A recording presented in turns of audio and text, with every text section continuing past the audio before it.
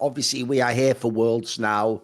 Now, here's the thing. Depends what camp you're in. In my elitist camp, Worlds is about to begin. I'm looking forward to it, Monty. You know, I've been waiting. There's been some like games, you know, like low level, like amateur games or something that they've been showing. I've been watching some of those, you know, quite funny stuff. Watching some like amateur French kid, like style on people with champions aren't even in the game. I think there's some sort of like exhibition tournament throwback version of the game or something. But now real Worlds has begun. No, obviously the play-ins have happened, the qualifier series has happened. We'll talk about all that. The only thing is, Monty, the problem with the game in life, and especially when you're staying up all hours of the day, is it can be quite hard to actually have a balanced diet and to get all the like nutrients and electrolytes that you might need into your diet. So I just wondered, Monty, like I'm having some problems with this. It's sort of like an earnest moment. Like, do you have any advice in life as to what I could do? Maybe products that you could offer me or services? I do. In fact, Thorin, I brought a bunch of this wonderful product called Liquid IV with me to Korea. And right before we did this show. I did, because it's great. So I brought it with me to Korea. And right before this show, in fact, I was at the gym drinking Liquid IV in my water bottle, which is why, of course, I have the abundant energy, because I had the caffeinated version, that I do right now. And I'm not hella thirsty, as it were, as we start this show. So I threw myself in the shower, then I fired up the stream, and here I am. So Liquid IV, obviously great for workouts. But even if you're traveling, say, on an airplane, as you know, airplanes very dry, especially, for example, when I came over here on a 13-hour flight from Korea. Liquid IV was great at that point in time. Oh, for sure. Yes. So, yeah, highly recommended, guys. Also has a bunch of vitamins in it, so you get that. They have sugar-free versions now. I like the sugar versions personally because a lot of times I'm doing them while I'm working out, and having sugar when you're doing a lot of physical activity is actually good because you get the energy to burn immediately. But if you're not working out, then maybe you want the sugar-free version. So that one's great as well. So lots of new flavors. There's now white peach, green grape, and lemon lime. I haven't had a chance to try those yet, but especially lemon lime, I feel like I'm pretty down with. What's your go-to, though? What's like the one that you default back to? Because I like the tangerine one or the strawberry lemonade one. Those are my two favorite. Yeah, strawberry lemonade's really good. I like, for working out, the caffeinated one, the yuzu pineapple. And then I also really like the sea berry, which is a very interesting flavor. So I guess it's like a Himalayan fruit. I looked it up. So very strange, but it tastes really good. I have no idea where any of this stuff comes from. Like yuzu or whatever. That one just sounds like some sort of Chinese streaming service from back in the day with LPL, doesn't it? Like, you know, it tastes great. What can I say? Obviously, people can use the code LFN for, is it 20% off, Monty? Yeah. So you can get it so you can get the Liquid IV hydration multiplier sugar-free in bulk nationwide at Costco, or you can get 20% off when you go to liquidiv.com and use the code LFN, obviously, for Last Free Nation at checkout. So it's 20% off anything, your entire order. Stuff's great, man. Everybody I know loves this stuff. Like I brought some to my gym and just handed it out, and everybody was incredibly psyched. Shall I tell you something, Monty? I'm going to point out right now. That is straight fire. But it's not even in any way mocking. It's actually just funny, which is just one of those crazy happenstances in life. You know, Carl Jung called them synchronicities. Sure, because he didn't believe in a sense they were just random things. They were somehow connected to your subconscious. All I'm going to say is think about the show Summoning Insight, Monty. It goes all the way back to 2014 when you had teams like Curse, Liquid. What was the meme about Team Liquid? They were fourth. Right? Look at the name, Liquid IV in Roman numerals. Liquid 4, of course. All I'm saying is, it's like there.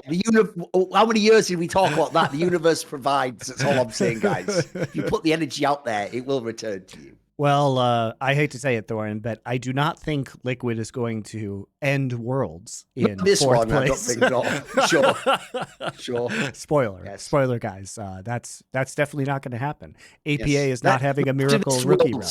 It's not during the Worlds. It's after Worlds. They're going to need the help of APA, the American, Physicians Association, or whatever. Whatever, you get the joke. I'm amazed they haven't actually gone for that joke on the LCS, but whatever. I guess it's a bit of a reach in it.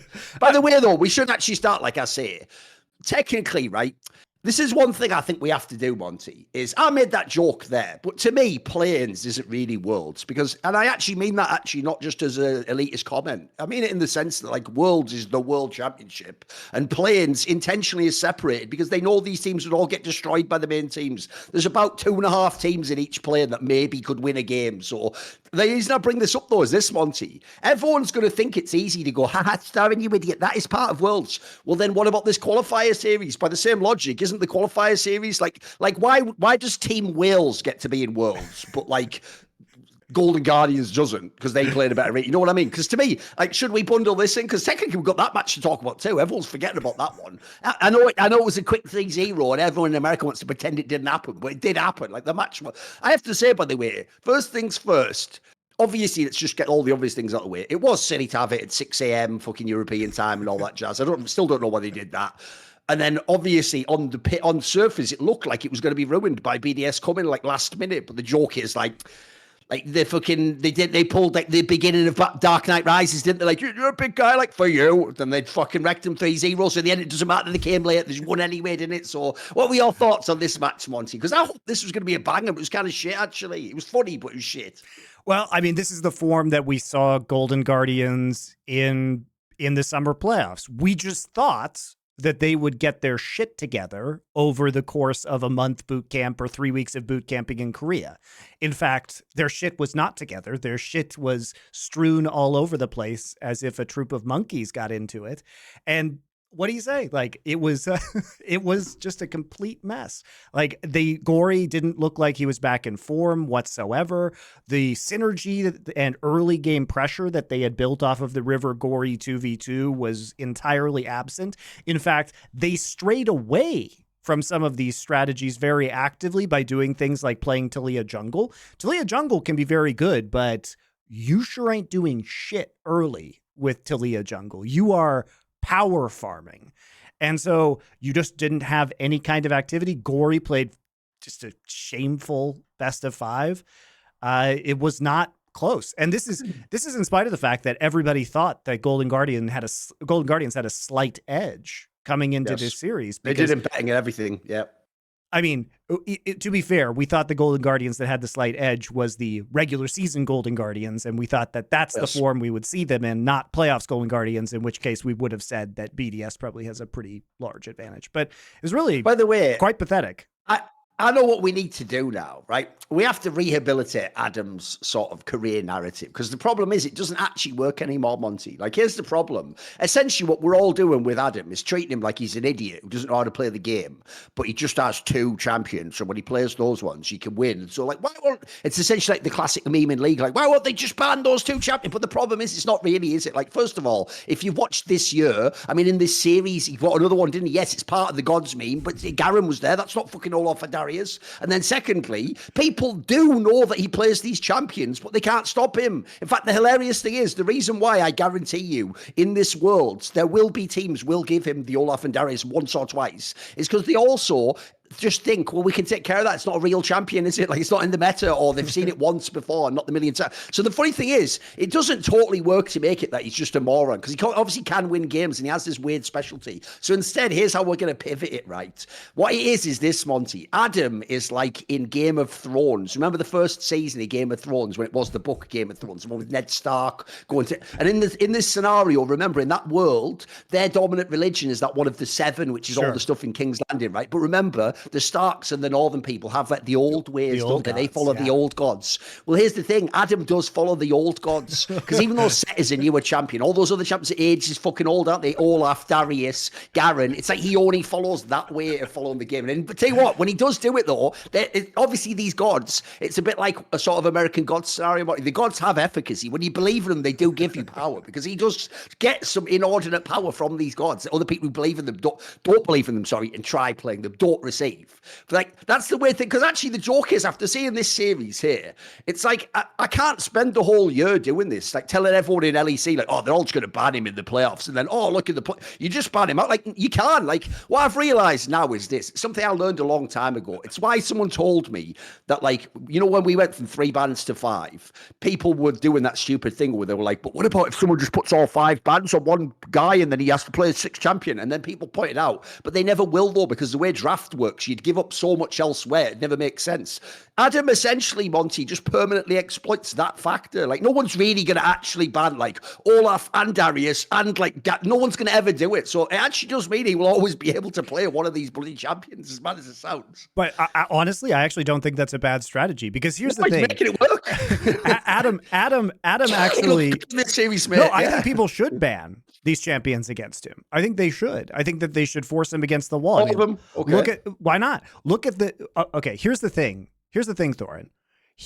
His playstyle also forces his own team, BDS, to ban Rumble and Kennen. So, like, they have to ban 2 champions against any kind of decent top laner who will be able to play both of those champions, especially as we get into the Swiss stage.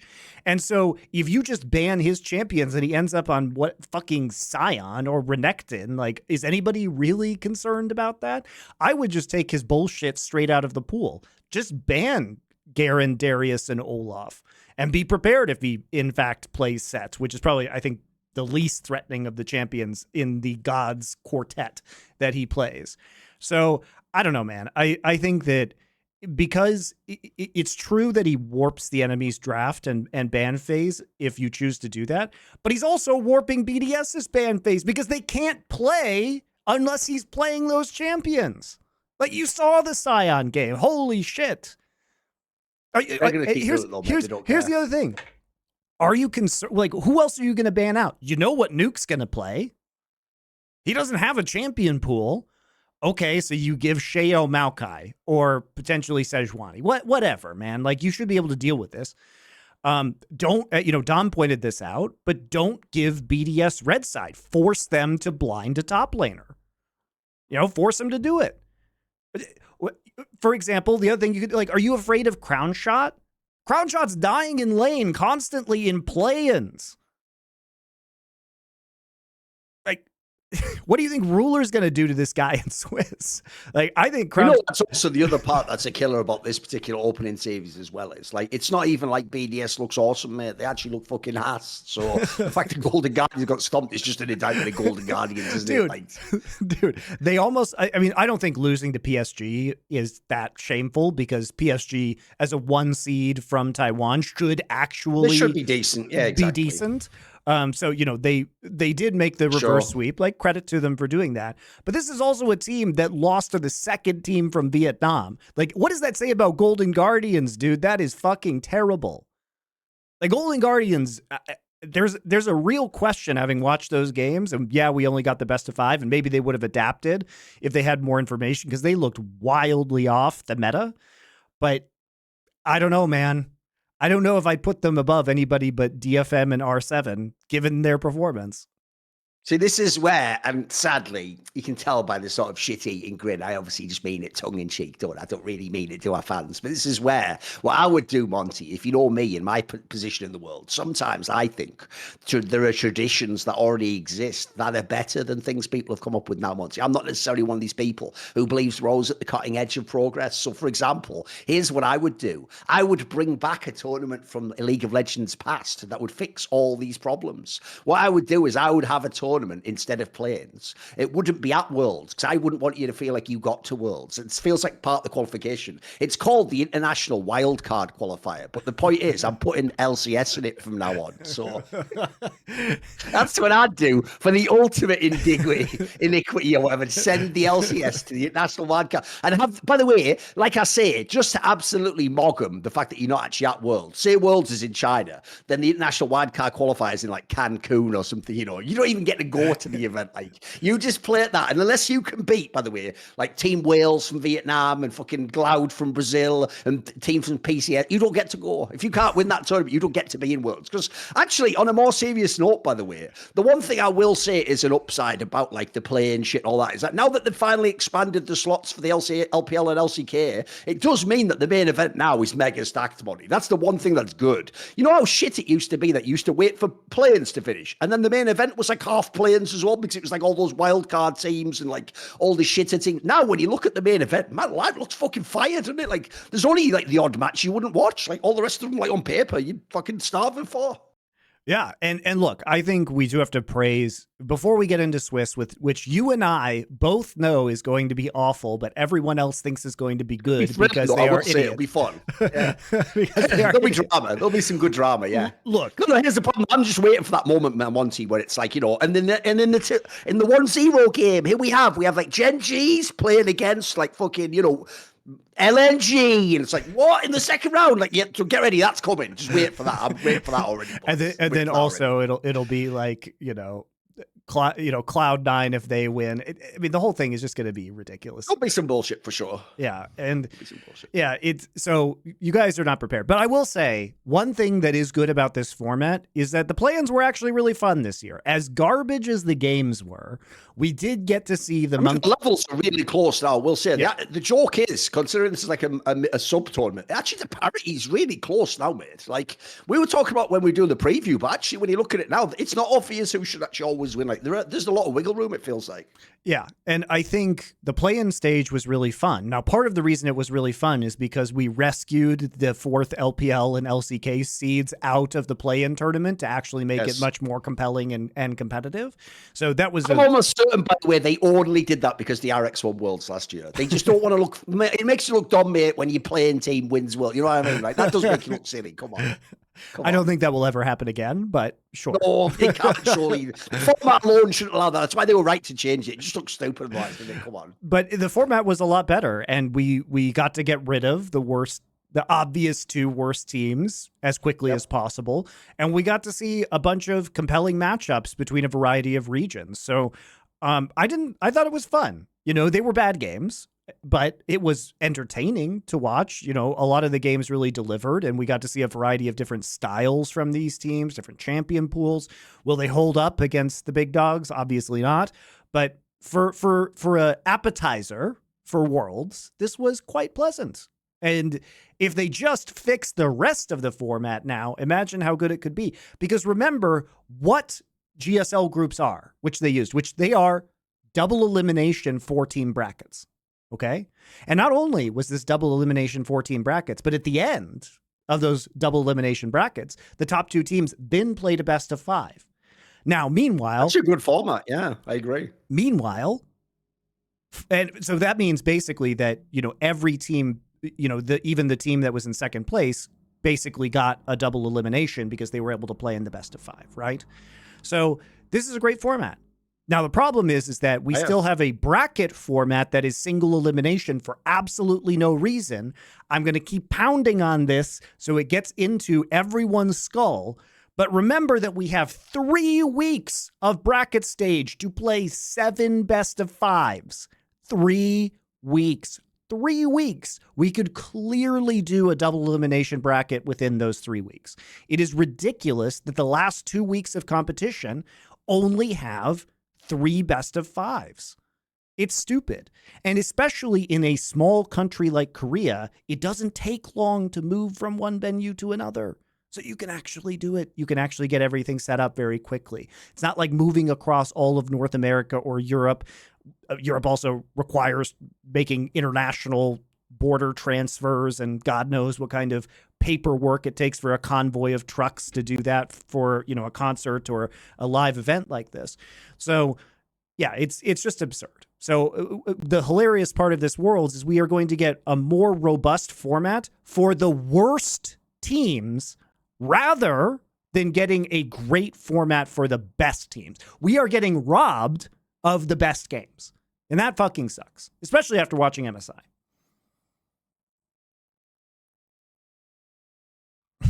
Problem is, though, and this is the real problem, I actually don't see what motivating factor there would be for Riot to change it. It's why I made that point earlier. Part of it's like, I want it to be true as well, but I also think it is true as a sentiment. After this Worlds, everyone will just go, oh, why can't we just have the MSI format for Worlds? The problem is, will Riot ever listen is the question. That's my only hope, is that they look at that and see how awesome it was and then maybe change their mind, but I don't know if I believe they will, mate. Well, they've already said that the reason why they have two different formats for MSI and Worlds is that they want to keep the stakes up for Worlds, because in their mind, single elimination is somehow more high stakes, which it's not. It's the same stakes. There are matches where you win the tournament or matches where you get eliminated. They're literally the same stakes. It just doesn't make sense. They don't want to do it because they want to change locations. I've always found that such a weird argument too, because what I hate is arguments, Monty, where someone hasn't like thought through the whole point, and it's like not like they agree with the whole thing. They just like that argument there. They've just thought the first part of the thought and went, yes, I like that. So they stopped thinking. So what they thought, Monty, was this, like you say, well, the thing with single elim is obviously the stakes are high because you can be eliminated at any point. Stop thinking right there. Don't think the point through. That means it's good. It's like, well, what are the options though? Because here's why double elim also is very good. Because when you're like the team, I'll give you an example, Monty. When you're JDG and you're not even you're supposed to do well at Worlds, you're supposed to win Worlds. Imagine the stakes when you lose once and you're on your second life, mate. Because you had 2 cracks in it. If anything, you can be more forgiven if it's a single elim tournament. Anyone can lose once. Imagine if it's 2 lives and you fucking don't win it. Oh my God, that's the real stakes right there. That's amazing. This is where, see what I mean? You just think the thought through. Like, it's not like theirs is invalid. If you want the ultimate stakes, like it's essentially to never let up the pressure. Single elim will do that, but essentially you have to ask at what cost, don't you? You think through the whole scenario, like, what do I give up in exchange for that? Because the weirdest thing I've always thought about the single elim versus double elim is there's obviously pros and cons for each. It's just, for some reason, the people who like single elim just essentially pretend the other one doesn't exist, or we all know it's secretly flawed in some way. I don't get it myself, really. Like, I think there's loads. I mean, like I said, I don't even mind it being single elim, but if you keep it single elim like this for Worlds, then here's the deal. You can keep the playoff single elim, but then get rid of this Swiss system. Let me and Monty tell you the best, robustest group stage, and then you can have single elim. It'll go after that. Yeah. Because put it this way, if we did, like, if people don't know, when we did Flashpoint, we made, for similar reasons, I mean, we were going to have double elim as our group, up as our bracket anyway, but essentially, to make it robust as possible, we just had loads and loads of sample size in the group stages. So essentially, at that point, if someone had fucked up their bracket, they fucked it up. It wasn't like, one match. It wasn't they lost 1-B-1 and they got the crazy unlucky. No, it's more like they didn't win enough for these matches. They had a bunch of them against top teams, and therefore they end up with a bad seat. At that point, as long as the tournament makes it make sense as to why you have a bad seat, it's fine. That's part of the narrative of the tournament. My problem, like I say, is you lose like 1-B-1 you don't know is going to be consequential. That turns out like essentially a dice is rolled and you happen to be the 7 instead of the 5 and you get like the hardest team in the tournament. Like there's no narrative to that. Like, what are you telling the fans? Well, because of the dice roll going wrong, guys, we've got the 2 best teams in the world playing the quarter. Like, that's a shit storyline. Like that, there's nothing satisfying for anyone in that storyline. Look, I'll give Riot this. It's incredibly thrilling, but the problem is the thrill wears off 5 seconds later when you realize the final happened in the quarters, doesn't it? Like, it's a bomber at that point in time, guys. Yeah, and look, there are a lot of things that can happen with the draw that occurred. For example, because we have BLG versus KT in the first round, one of those teams has to lose, which means that if there is a single upset, or even, let's say, G2 versus Damwon is a very close set, the loser of BLG versus KT can play the loser of G2 versus Damwon, and then one of those teams will end up with 2 losses. Meanwhile, it could be like GAM versus Team Liquid, right? It's not fair. There's a world for real where BLG could be like 0-2, but only have played, as you say, like KT rolled it into Damwon game. Exactly. Like, you know what I mean? Like Dplus or whatever key, whatever sponsorship, we all know. Yeah, exactly. So it's still ridiculous, though, yeah. This is where we're going to end up with some really stupid results. And if there's an upset, then it gets even crazier. Like, I don't think upsets ruin the whole thing, man. I don't think it's likely to happen, but we can't say there is a 0% chance that Weibo doesn't run it down against NRG.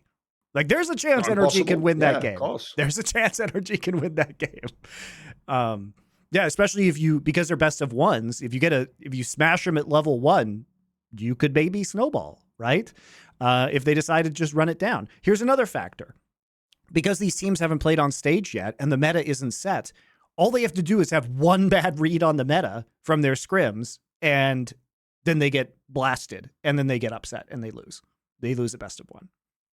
So the whole format is going to be wild. Of course, the fans will love it because inevitably this will produce upsets. There's really no way it won't. Yes. No. In that sense, yeah, for the novelty of the upset, it will work. By the way, the reason this is a complicated topic, so I'm going to do a video on it, is I still do think this is better than the previous format we had for Worlds, but that's because I always thought that was one of the worst formats ever, because not only was it like round robin, which I despise, then you did that weird thing with the regions, and then because you did the regions thing, then you can't seed properly. So it's like, that was no joke the worst of all worlds, the old format. So this is better. The problem is, it's just there's much better ones we could go to. You can, even if people don't know, do Swiss system differently. Like, believe it or not, my actual biggest problem isn't even just Swiss. It's just the seeding angle. Like, because I know Riot will never seed properly. I'll probably even start my video like that once. I was even thinking of this. You know the screen of just the pools? The pools alone tell you why this can't be a good tournament. Like, I'll give you an example. You look at the pools, and immediately you've got like KT Rolster in like pool 3 or something, mate. You know what I mean? Like, what's the point in this? What are we doing? Meanwhile, yes, you know what? Like Cloud9 or whatever's in like pool 1 or whatever the fuck, like, not what, sorry, pool 2 or something. You know what I mean? Like, there's no rhyme or reason to some of the pools is the problem. So if you start with bad inputs, the outputs aren't going to be good at the end, are they? If it's a scuffed system, so it's whatever.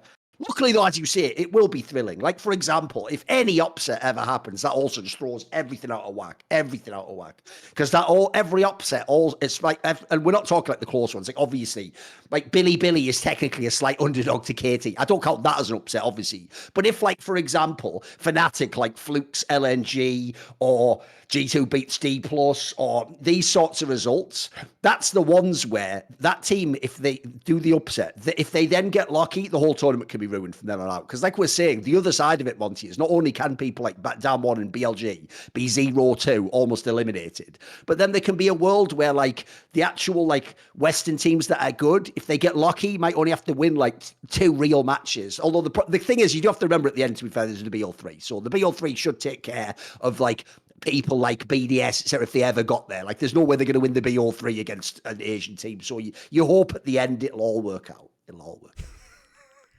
I guess you're more confident than I am. I mean, not all of the... I actually do think, though, the biggest problem I would say is this, Monty. I actually think the area where this format will actually be worse for this game than CS, because if CSGO is the one that I'm basing this off, like why I don't like it, it's going to be worse for League of Legends, though, because League of Legends is way more about specific prep and your specific like plan for someone with the draft, whereas like in Counter-Strike, it's like you have a sense of how people play anyway. All you do, like when I find out I'm playing you tomorrow, all I'm doing is getting your tendencies, and you know, I'll just work it into what I'm doing. I actually think for League, it's even more crazy, Monty. Like the idea that I can play, like for example, KT Roaster plays BLG today. The idea that you then tell one of them, whoever wins that game, like, oh yeah, by the way, guys, be back in about 13 hours to play Gen.G in the next, like, what do you know what I mean? Like, what? Like, imagine if you KT Roaster, what the fuck? Like, that's going to be ridiculous, mate. Those sessions overnight, like, fucking hell, those Asian teams are going to be, that's like some, like, you know, like in coding, Monty, like the crunch session, or you just lock yourself in the room until it's done. Like, that's going to be wild, mate. Well, I bet some of those guys will be burned to fuck those coaches. I mean, it's the same thing that happened. Well, then we'll be sleeping. Yeah, it's the same thing that happened in groups, though. Like, you'd play a day, like the following week after the initial round robin, where you'd play 3 opponents within one day, and then possibly tiebreakers. The difference is that you would have like usually 2 or 3 days at least to prepare for your 3-game day. Yeah, doing it the next day is crazy. Oh, it's wild, isn't it? But this is, I mean, again, this is not something the Asian teams are used to doing either, because the formats of LPL and LCK are, you have multiple days to prepare for a single opponent in a best of 3. So it's really quite crazy, you know, what they're doing. And that's, I think there'll be more upsets as a result, by the way. I think that'll make even more crazy upsets. Yeah, and this is why I just don't like Riot's the differences in formats worldwide in general, because they haven't decided what they're testing for. Right. Yes. Now in LPL and LCK, we have, you prep for a single opponent in a best of 3, and both of them have double elimination playoffs at this point in time. and you have long round robin regular seasons. Now, it has to be said, I'm not a fan necessarily of the regular season formats of LCK and LPL, but if these are the teams that you're testing in order to get into Worlds, please apply the same tests once they get to Worlds. Yeah. Like, you can't say this is how you qualify for Worlds. We are testing teams to overcome this barrier and then do no double elimination, different opponents every day and best of ones for the most part. It's ridiculous. Like, of course it's going to create anomalous results. That's not what these teams are good at. Yeah, the other thing is, it is also wild that the first time, if you're a League of Legends player, you've ever played a Swiss system, it's just the main event of Worlds. What? Like, you surely I should have run this system before at some point in time, so I have a sense of how it works, Monty. I'm not just fucking thrown in the deep end for Worlds, but just rioting it, just doing riot things, whatever. It's all good. It's all good. No, the whole thing is just wacky. So, well, what can you say? More format complaining, and yet it will still be somewhat better. It will be. It will be. It'll be better. And also, as I say, the other thing that you always have to remember in the modern day of Worlds is ever since whatever it was, like 1-2 years ago, when they introduced the 4 slots for both the major Asian regions, it did make the main event way better anyway, because now it becomes like for example, you don't have to even get out of groups if you're some Western team. That's actually going to be really hard nowadays. Or you got to get really lucky. You got to get this format better. Like, if you better be like a Cloud9 or something and better ride that format and hope it works out for you, because otherwise, like, you ain't going to be in the playoffs. So the good news is at least the playoffs can be mega stacked. Yeah. And I tell you what, as well, these teams are amazing, the LPL and LCK teams. So I have faith that, like, beyond maybe like 1 or 2 scoffed results, as long as we get like the solid, like really good 6 teams out of it, we can have an amazing playoff still. We can still have some banger series. Yeah, there's some question marks certainly around Dplus and Weibo, but for the rest, for the most part, the other 3 LCK and LPL. Yeah, exactly. The rest are all money in the bank. You just want to see them in playoffs, basically. That's why the other problem is this. I mean, this is me and you obviously have had these discussions when we did the Flashpoint stuff, which was a tournament we did in CSGO, if people don't know. Like, basically, the whole reason like we designed our group stage system there is our number one priority was we just wanted the best teams to have the best possible chance of making playoffs. Notice we didn't say, we're not like, it's not WWE, you didn't just put them in the playoffs. They have to still win the matches. But we wanted to make it so that, like, essentially our bias is we just want these teams in the playoffs. Because I've always thought that about people when they're doing the tournament. It's like, when you consider how much time you have for Worlds, Monty, you have like a whole month, basically. Sure. You have millions of dollars. You could run any kind of tournament. So it has always seemed weird to me that you put so much of your time on what to me are the least important matches. Like what you said at the beginning, it used to be worse. They used to put the majority of the time into like these opening segments and like BO1s. And then like it was like almost an afterthought. Third act was the playoffs. It's like, dude, the playoffs is what Worlds is. Like, when we think about Worlds, we're not thinking, Monty, about like, oh, I'd love to see Gen.G play against KT in a BO1. You're like, you want to mean in a best of 5? That's like implications for the championship. So the key thing is I just need, like we say, those 6 teams you all mentioned, the real teams just need to make the playoffs. And then obviously then we have to like hope to the Riot gods that they don't get the fucking, it's the LPL side of the bracket and the LCK side. Like, I don't want that again. I'm sick and tired of that. How many fucking times is that going to happen in history? If anything, rig that not to happen. Just make it so that's like, Monty, they even did rig, and think of this, I'm saying it like a joke. They have rigged every other Worlds so that in groups you can't like be in the same region. Then rig the fucking bracket so you have to go on the other side. At least can I have the good rigging? At least rig it properly, motherfucker. Give me a break. These guys are so bad at rigging that they're actually the worst pirate I've ever met. It's like I've never even watched Pirates of the Caribbean. I'm just like half decent attempt at a joke on the reference. So, but I'll give myself props for that one. It was a good naval reference. I appreciate it. It was all right. It was all right. Yeah, it was all right. All right, Thorin, I forgot. I'm gonna have to surprise you with something right now. So we do. This is how scuffed we are. Andrew, our normal producer, isn't here today because he's asleep because we are doing this at crazy hours because I'm in Korea now. So there's no way to deal with Korean, North American, European time zones, and so I forgot to do this for the live version of this show. But if you're watching the recorded version, you are about to enjoy a trailer from our LFN Culture channel. And if you're watching it live, Thorin and I will just keep talking after this. So here you go. Please go subscribe to Last Free Nation Culture. We're doing 2 shows over there. Watch this beautiful trailer. In a world full of endless sequels and soulless remakes, ruled by tyrannical corporate overlords.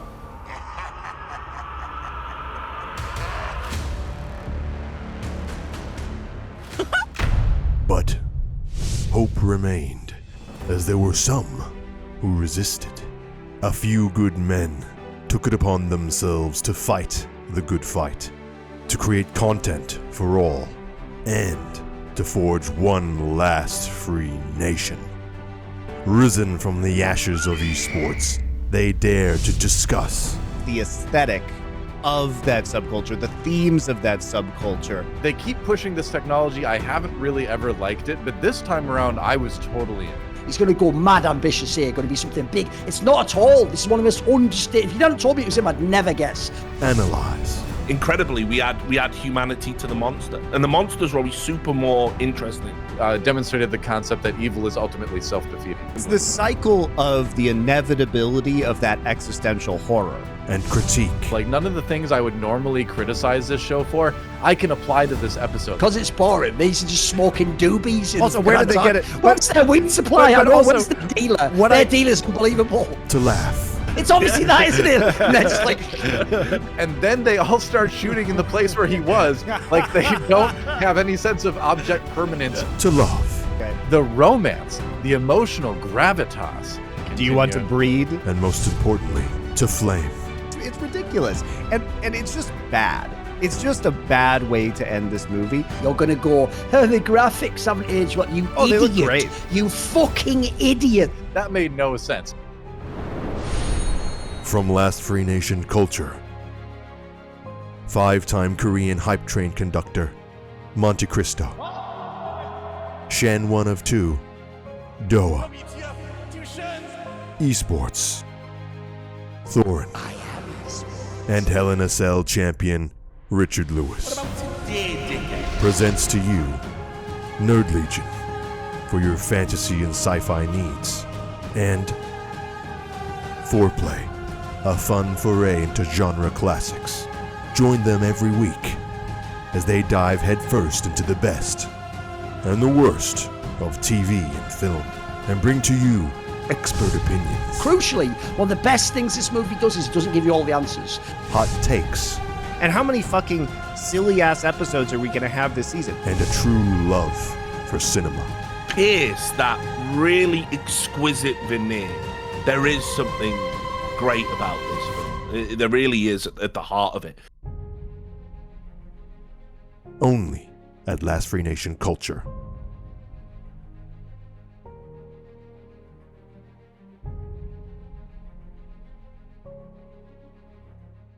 Last Free Nation Culture. Tell them about our glorious movie show.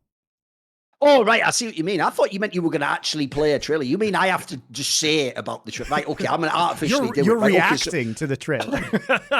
So basically, if people don't know, obviously we have on the Culture channel a whole bunch of different shows, but probably my favourite one is the one called Foreplay, where me, Monty, Richard, and then the movies, like the Fourth Horseman in this case, we watch a bunch of movies because there's 4 of them, isn't there, that we do in each genre. So we've done a whole bunch of them already. Basically, it's actually quite a unique concept because what I would say is this.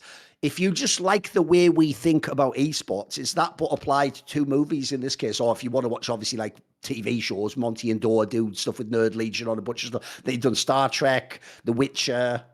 What else was there? Ahsoka recently. We're doing Loki now. Yeah, Star Wars. And Fall yeah. of the House of Usher now. So yeah, We've we're done a doing a bunch of stuff. whole bunch of different stuff there. And there'll be more stuff coming in the future. Yeah. So right now, for you guys who don't know, we do a genre show, me, Richard, and Thorin, called Foreplay, where we choose a genre each month. We've done cosmic horror, we did 80s vampire movies, and then we're completing film noir, and then we're going to do 90s action movies, and Face Off is the next one. So we're ending with LA Confidential. That'll be coming out in a few days.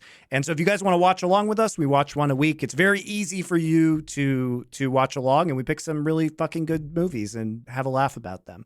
So yeah, please go do that. Please check it out if you haven't. Give us a subscription over on YouTube. It does make a big difference to us as we start to ramp up content. And Thorin also does sports content if you want to talk about that while we're at it.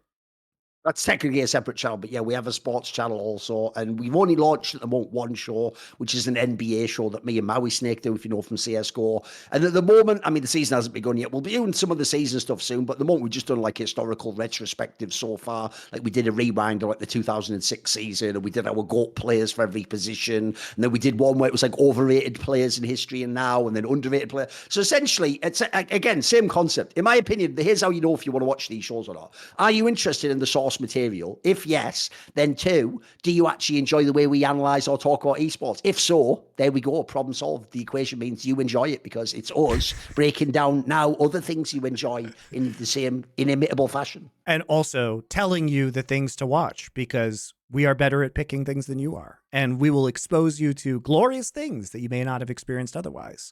And also trash if you watch Nerd Legion and chose to watch Secret Invasions. we can help you avoid the trash. Just like in esports, I'll do that thing where I sort of obnoxiously berate you about things you did know about, but actually are better than you think, and you should go back and reevaluate, like Froggen. So much like Froggen, that would maybe, I don't know, like some old school sort of like 80s crime movie in I don't know, French or something. You know, you probably dismissed it, but actually that's the real fire. It's like some straight fire movie you haven't watched, you know. Just saying. There you go. Okay. So what's next? Now that we've done our format bitching, which will inevitably come through in the next episode as well, once Swiss goes exactly as we think it will, barring some miracle where nobody actually upsets anybody. Do you want to talk about the actual matches that we're going to see going down? Yeah, let's do it. Like, put it this way, of all these matches, I mean, like I said out the gate, it's the most unfair one, but the obvious bang it is BLG versus KT Rolster. Like, I know it's only a BO1, but I'm mega hyped to watch this matchup. I actually think that, first of all, I think it's mega, like, I think the odds are right. There's real chance both teams could win. Both might even be teams that could go to the finals of Worlds. Like, the potential's crazy, but it's also just such a crazy style clash for me, Monty. That's what I think is going to be so fun about it. So I'm actually really looking forward to this. And then also, if people only watch one or the other, this is what's hilarious. I think actually this is the team that can surprise either, because if you didn't watch the LPL, you might have heard like, oh, I heard like BLG like fell off in the playoffs. It's like, yeah, only against LNG, mate. Like they can still give everyone else in the world work. And for KT Rolster, because they had such a fucking disastrous end to playoffs, I feel like people are doing that thing they did with T1, Monty, where when T1 were at their worst, even when Faker came back and they started winning, everyone kept acting like they're never allowed to be good again. Like, KT Rolster can be good, guys. They don't have to just be the team they were in game 5 of the playoffs. Like, this is just BO1 Swiss system. Why can't they just pop off? So I actually want to see that fucking Elk versus aiming, like, let's see who the fucking pop off ADC is, because these two are studs.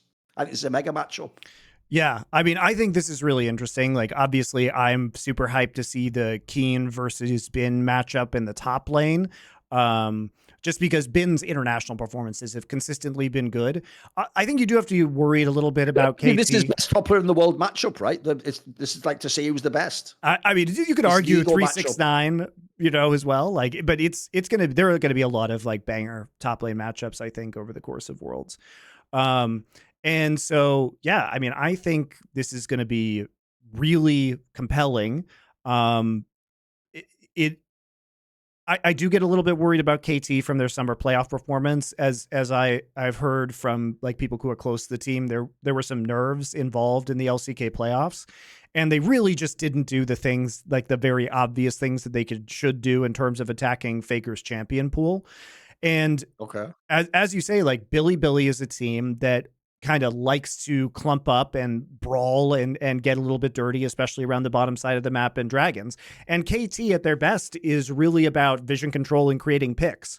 And so, you know, there might be, just to prep you guys for KT, like KT is going to be good in this meta. There are going to be some pocket picks. I do think that Zoe is in a playable state right now, which is obviously huge. Is huge for BDD. Yeah. For BDD.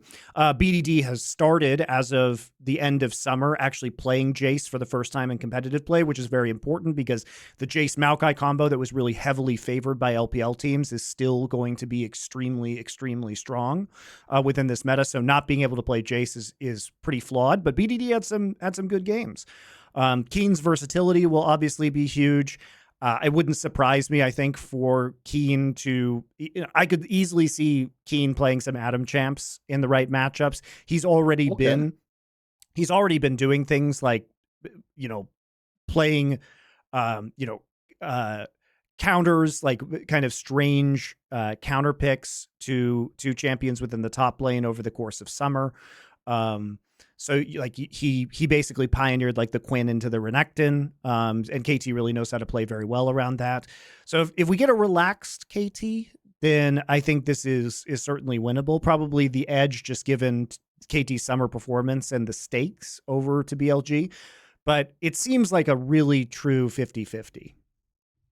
The other thing I'd say as well is this is also one of those rare matchups where all three of the carry players for both teams are really good players. Like there's no like on paper obvious weakness of the lanes. So like I also just think like it's why I think it's so brutal that one of these teams has to start the tournament 0-1 Monty. Because in this case they haven't done anything wrong. They just had to play another really good team in the world, like another top 6 team in the world and out the gate. So the joke is you could even play an awesome match to start the tournament 0-1 and have done nothing really wrong. Yeah, exactly. So, by the way, all I'll say is this: fucking may the Lord fucking save your soul, whoever plays the 0-1 team out of this match, because that is you're in for the worst match ever. Like you start the tournament 0-1 anyway, and then you have to play the loser of this match. So just may the Lord keep you and hold you. Yeah, exactly. What else is interesting for you? I mean, obvious one, if you're a Western fan, is at least G2 Dam1 might have a chance. There's some potential there, right? I actually think G2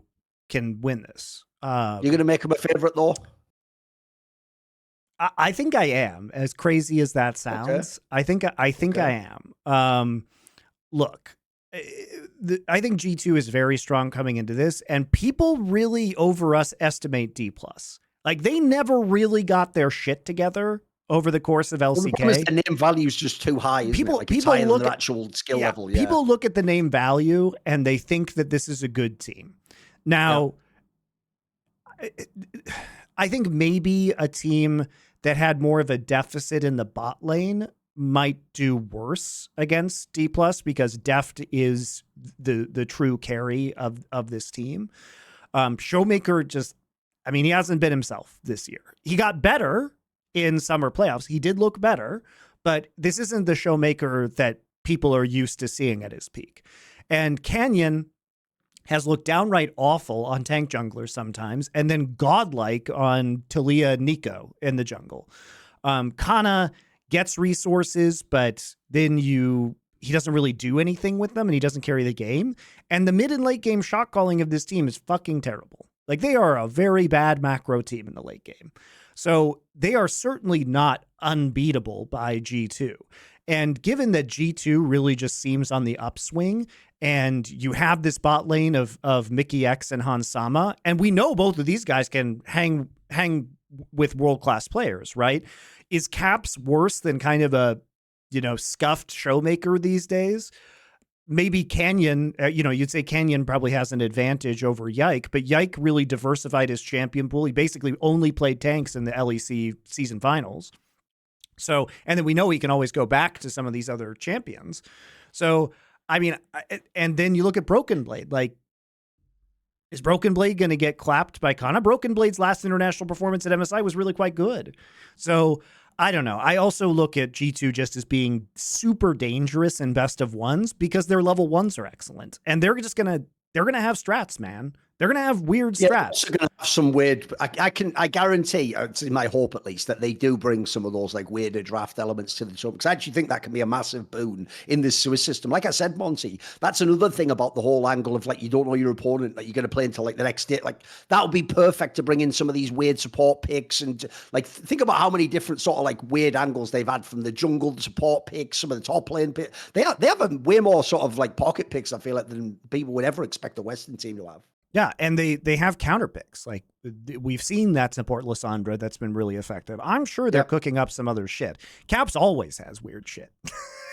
That's why they're dangerous in best of ones, man. And we know from talking to Dylan Falco in that last preview episode of Summoning Insight that this is a team that is very confident in their ability to debut new picks. And also Dylan was very critical of other teams not being willing to experiment and pull things out of the meta that are counters. And he's, I think, absolutely right. They are one of the best teams in the world at identifying interesting counters. And they're one of the best teams in the world at game planning level 1s. So this should be pretty good, I would think. This should be pretty good.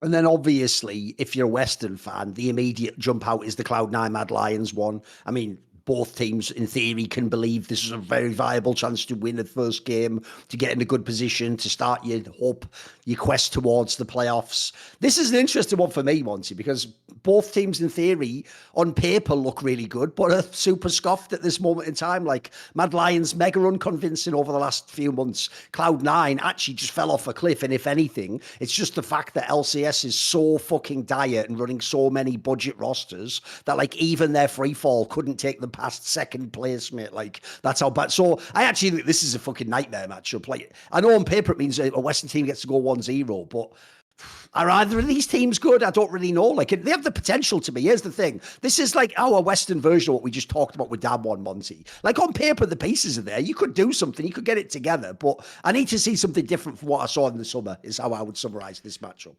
Yeah. Yeah. Look, I mean, who's your even favorite in this one? I think it's a tough one to call, mate. I think it's a tough one to call, but this is an excellent time to talk about esports bet. Actually, okay. They're back. Esports bet back sponsoring us for Worlds. Thanks a lot for doing that once again. And the reason why I'm bringing this up is that G2 actually has 2.5 odds right now over on esports bet in this matchup, which, like, if you think this is a 50-50, that's pretty crazy.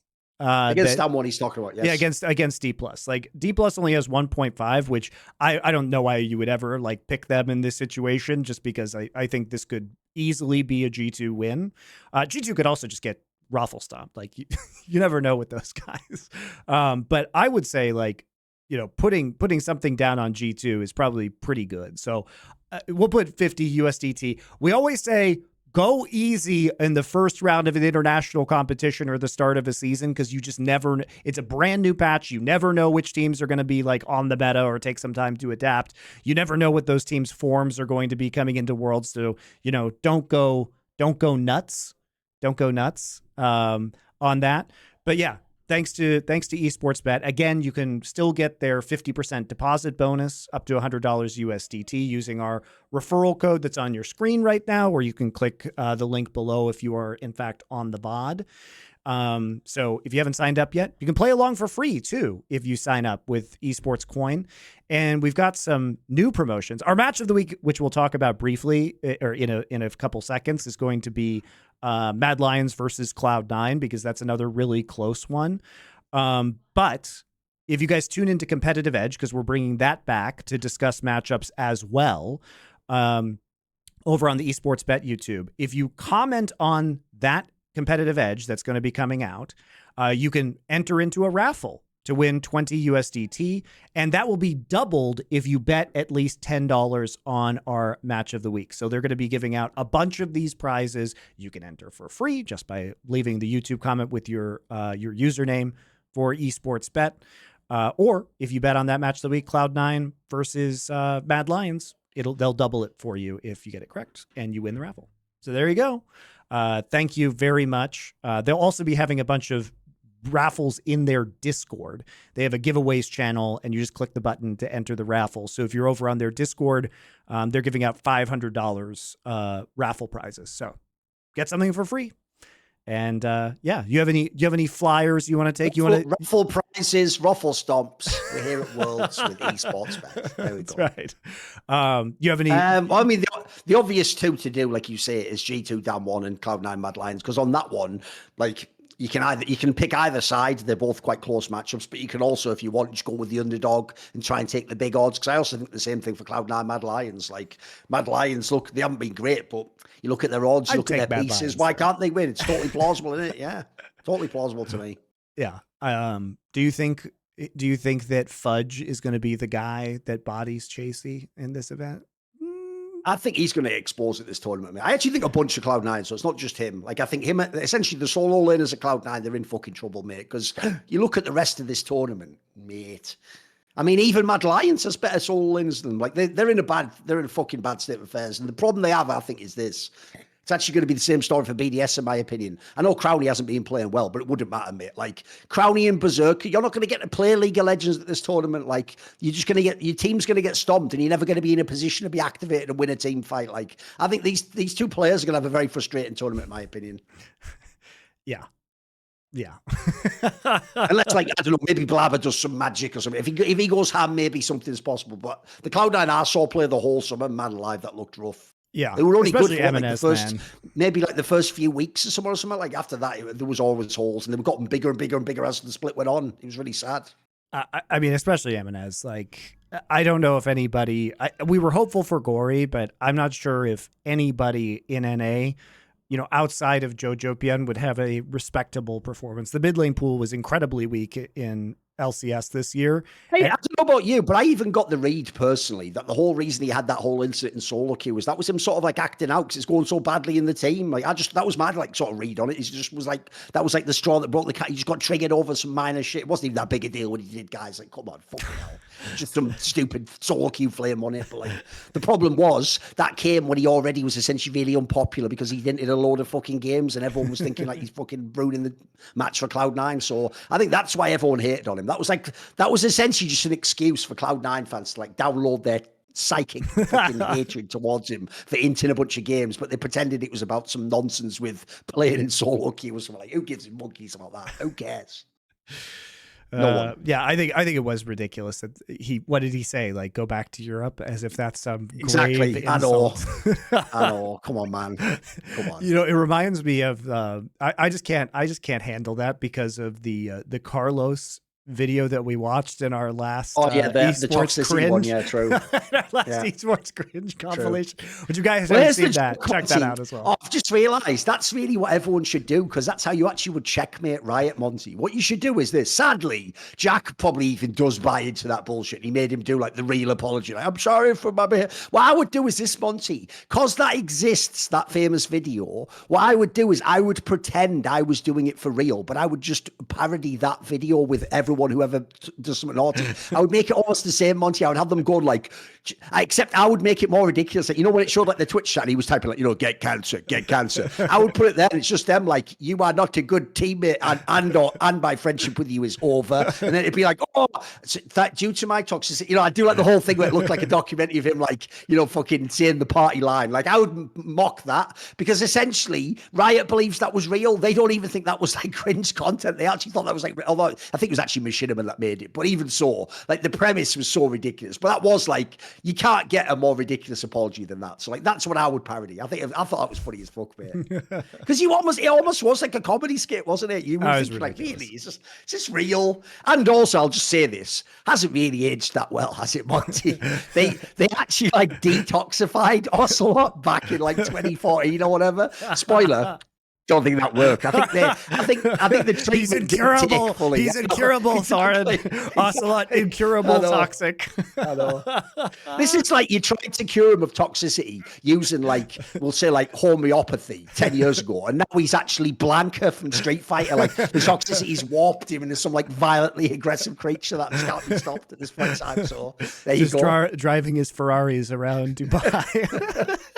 This is so ridiculous, man. What timeline do we live in? This is where, though, I do appreciate when people have good banter. Taz from Virtus Pro in CSGO, he actually did say that because of this thing that happened in the Polish scene where people think that he like ruined Virtus Pro and was selfish or something. Apparently it's not true, but that's like the perception apparently a lot of his like colleagues and peers got of him.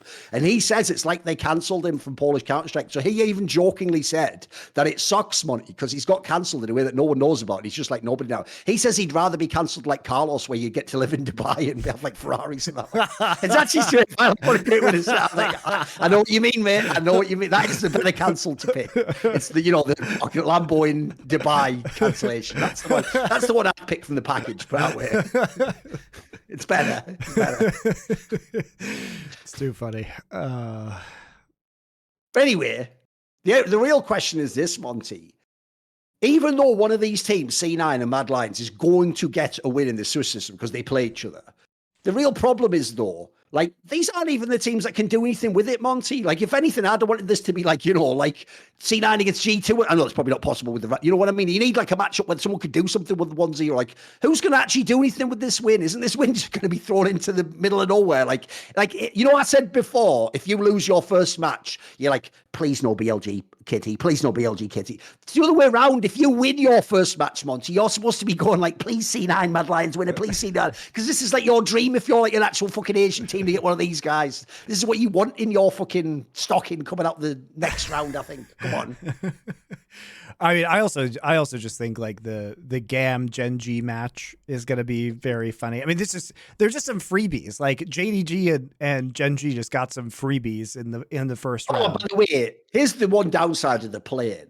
Is could the play-in have made Gav look any worse? And then Monty, if you're going to put some team that in theory I'm supposed to believe is not in good form from VCS, I need a team they have a chance to upset. Let's just get the best macro team in all of Korea. Like, it's over. It's over. Like, they're not going to lane. They're not going to team fight. It's over. Like, there's nothing they can do. The joke is, really, like, as soon as they draft their first chat, are you ready? Someone should make a mock-up video like this just so it'd be more ridiculous. Like, I'm like LS times a million. As soon as they lock whatever their first champion is, they lost draft already. Like, you ready, guys? That's it. They lost draft, they lost lane, they lost the game already. It's over. I have zero hope for them in this match. Like, I know in theory I'm supposed to say, Monty, especially as someone who's watched a lot of Swiss systems in CSGO, I'm supposed to say the opposite. It's BO1, a random match could happen. It could be a fluke, anything. No, this, even though it's BO1, this should be a Gen.G game all day long. Oh, it's like the perfect opponent, pretty much. They can't lose, mate.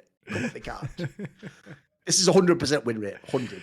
Yeah. I'm of two minds about the VCS stuff.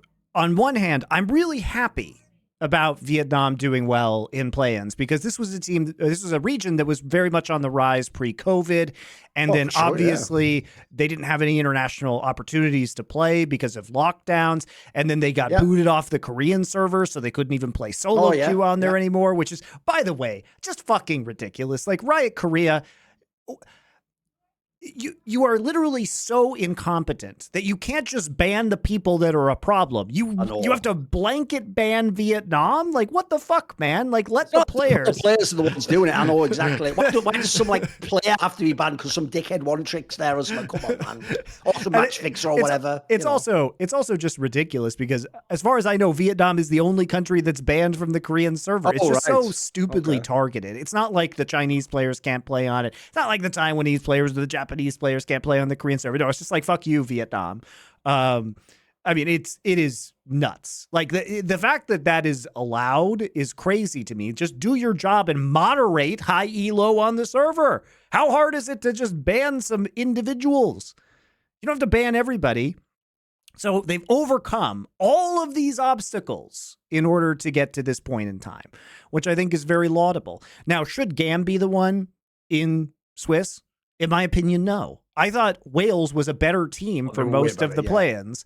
The problem is, apparently they just can't play against GAM for some reason.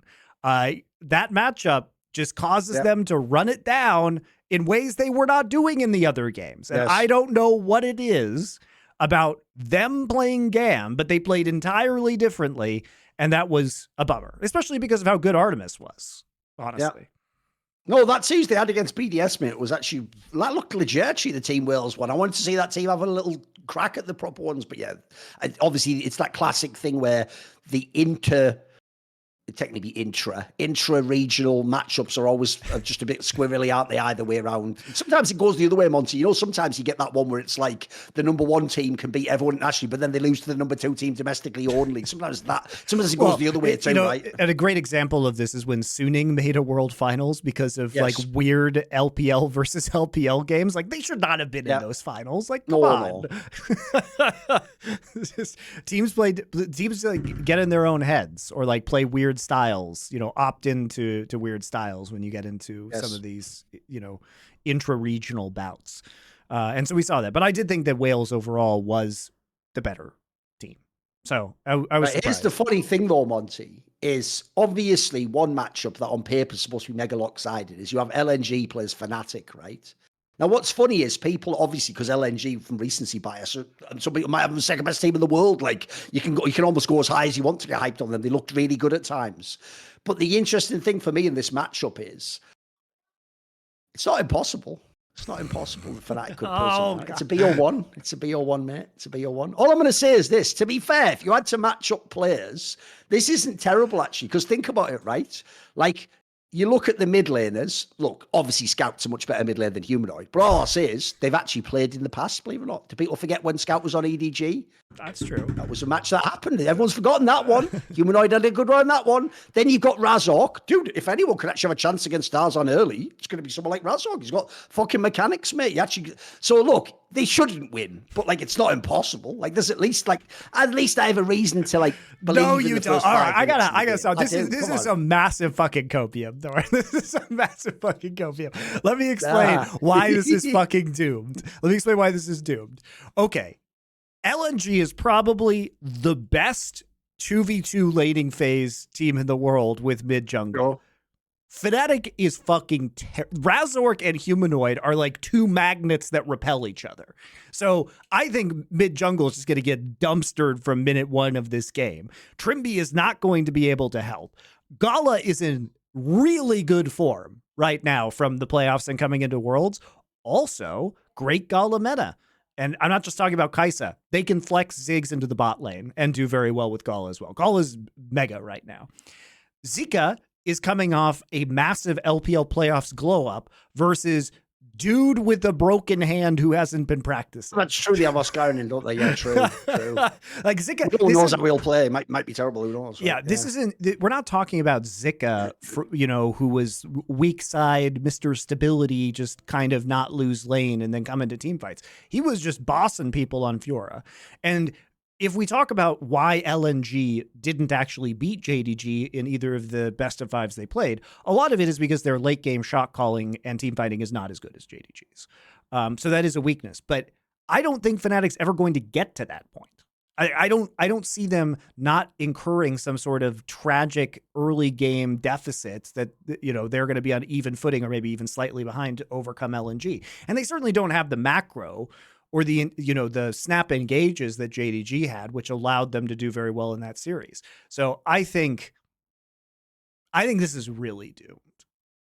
Yeah, but the point is, there's no other chances out there, is there? There's only G2. So I have to give one that's like a vague chance. I think Mad Lions will be Cloud9. Yeah, but that's like the Western match. The difference is, at least it's like not impossible for that. Whereas, like, for example, like BDS versus JDG is a waste of time. Like, there's not even an angle on that one. You know what I mean? I can't even find an angle into that one. There's nothing to do with that. All right, maybe this is my copium, but I think NRG has a better chance of beating Weibo than Fnatic does beating LNG. The problem with that one I have is this. It's just the way that NRG wins. Like, NRG doesn't stomp people is my problem with that one. You know what I mean? Like, to me, like, at least there's a world where Fnatic can have an early game. Like, that's why I gave them a chance there. My problem with the NRG one is, like, surely Weibo can't ever get behind enough to lose this game. You know what I mean? Surely it can't ever happen. And also, I'll just say this. I don't care what you saw at LCS, guys. He wasn't playing against Zhao Hu in the LCS, my friend. He wasn't. He was playing against fucking like MNS, APA. You know what I mean? Like, there's levels to this shit. Remember, Zhao Hu's the kind of guy, fuck around, go top lane and win fucking MSI using Lucian, which at the time was a mid lane shot. Like, this guy's a fucking stud. Like, so I just don't believe it's plausible. You think there's like an upset chance? Like, you are, a lot of this you're relying on Weibo in the game, basically, right? Yes. Yeah. Okay. So basically, this isn't about NRG ceiling. It's about Weibo's floor. Sure. Because the other problem I have as well is, like, even though people might laugh at the Shy and be like, he can int the game. Yeah, maybe he can, but like, Zhao Hu and Light are pretty fucking good carries, mate. Like, those are pretty solid players. Like, even if the Shy ints, it might not matter. They might not be able to lose the game. I don't know. Yeah, it might not be. I'm just saying the odds are. I'm not saying I think NRG is going to win. I just think the odds that NRG wins are better than Fnatic winning. Okay. Take that for what it's worth. Put a flyer on NRG. They have over 6 point odds right now, I think, on esports bet. So, yeah. Because the problem is, remember, if it, I made this point before, but no one else even fucking listens. So as usual, what everyone does is this, Monty. They see the first round of the matchups and they go, oh, the format seems fine. Here's the problem, and it's never been addressed. As far as I can tell, Monty, as far as I know, after the first round, it's just random group draws, right? It should be, yeah, from what I understand. Right. So for real, that means, guys, after this first round, you can literally just have like fucking. What would the matchup be? That's what I see. Like here? G2 versus KT is a matchup that could happen in the 0-1 round. Or it can be G2 against Mad Lions in the 1-0 round. Yep. That's plausible. That can happen. That draw, if Mad Lions beats Cloud9, obviously, or Cloud9, like that's a real matchup. So first of all, if you want some bullshit from the West, there's your angle to pull for.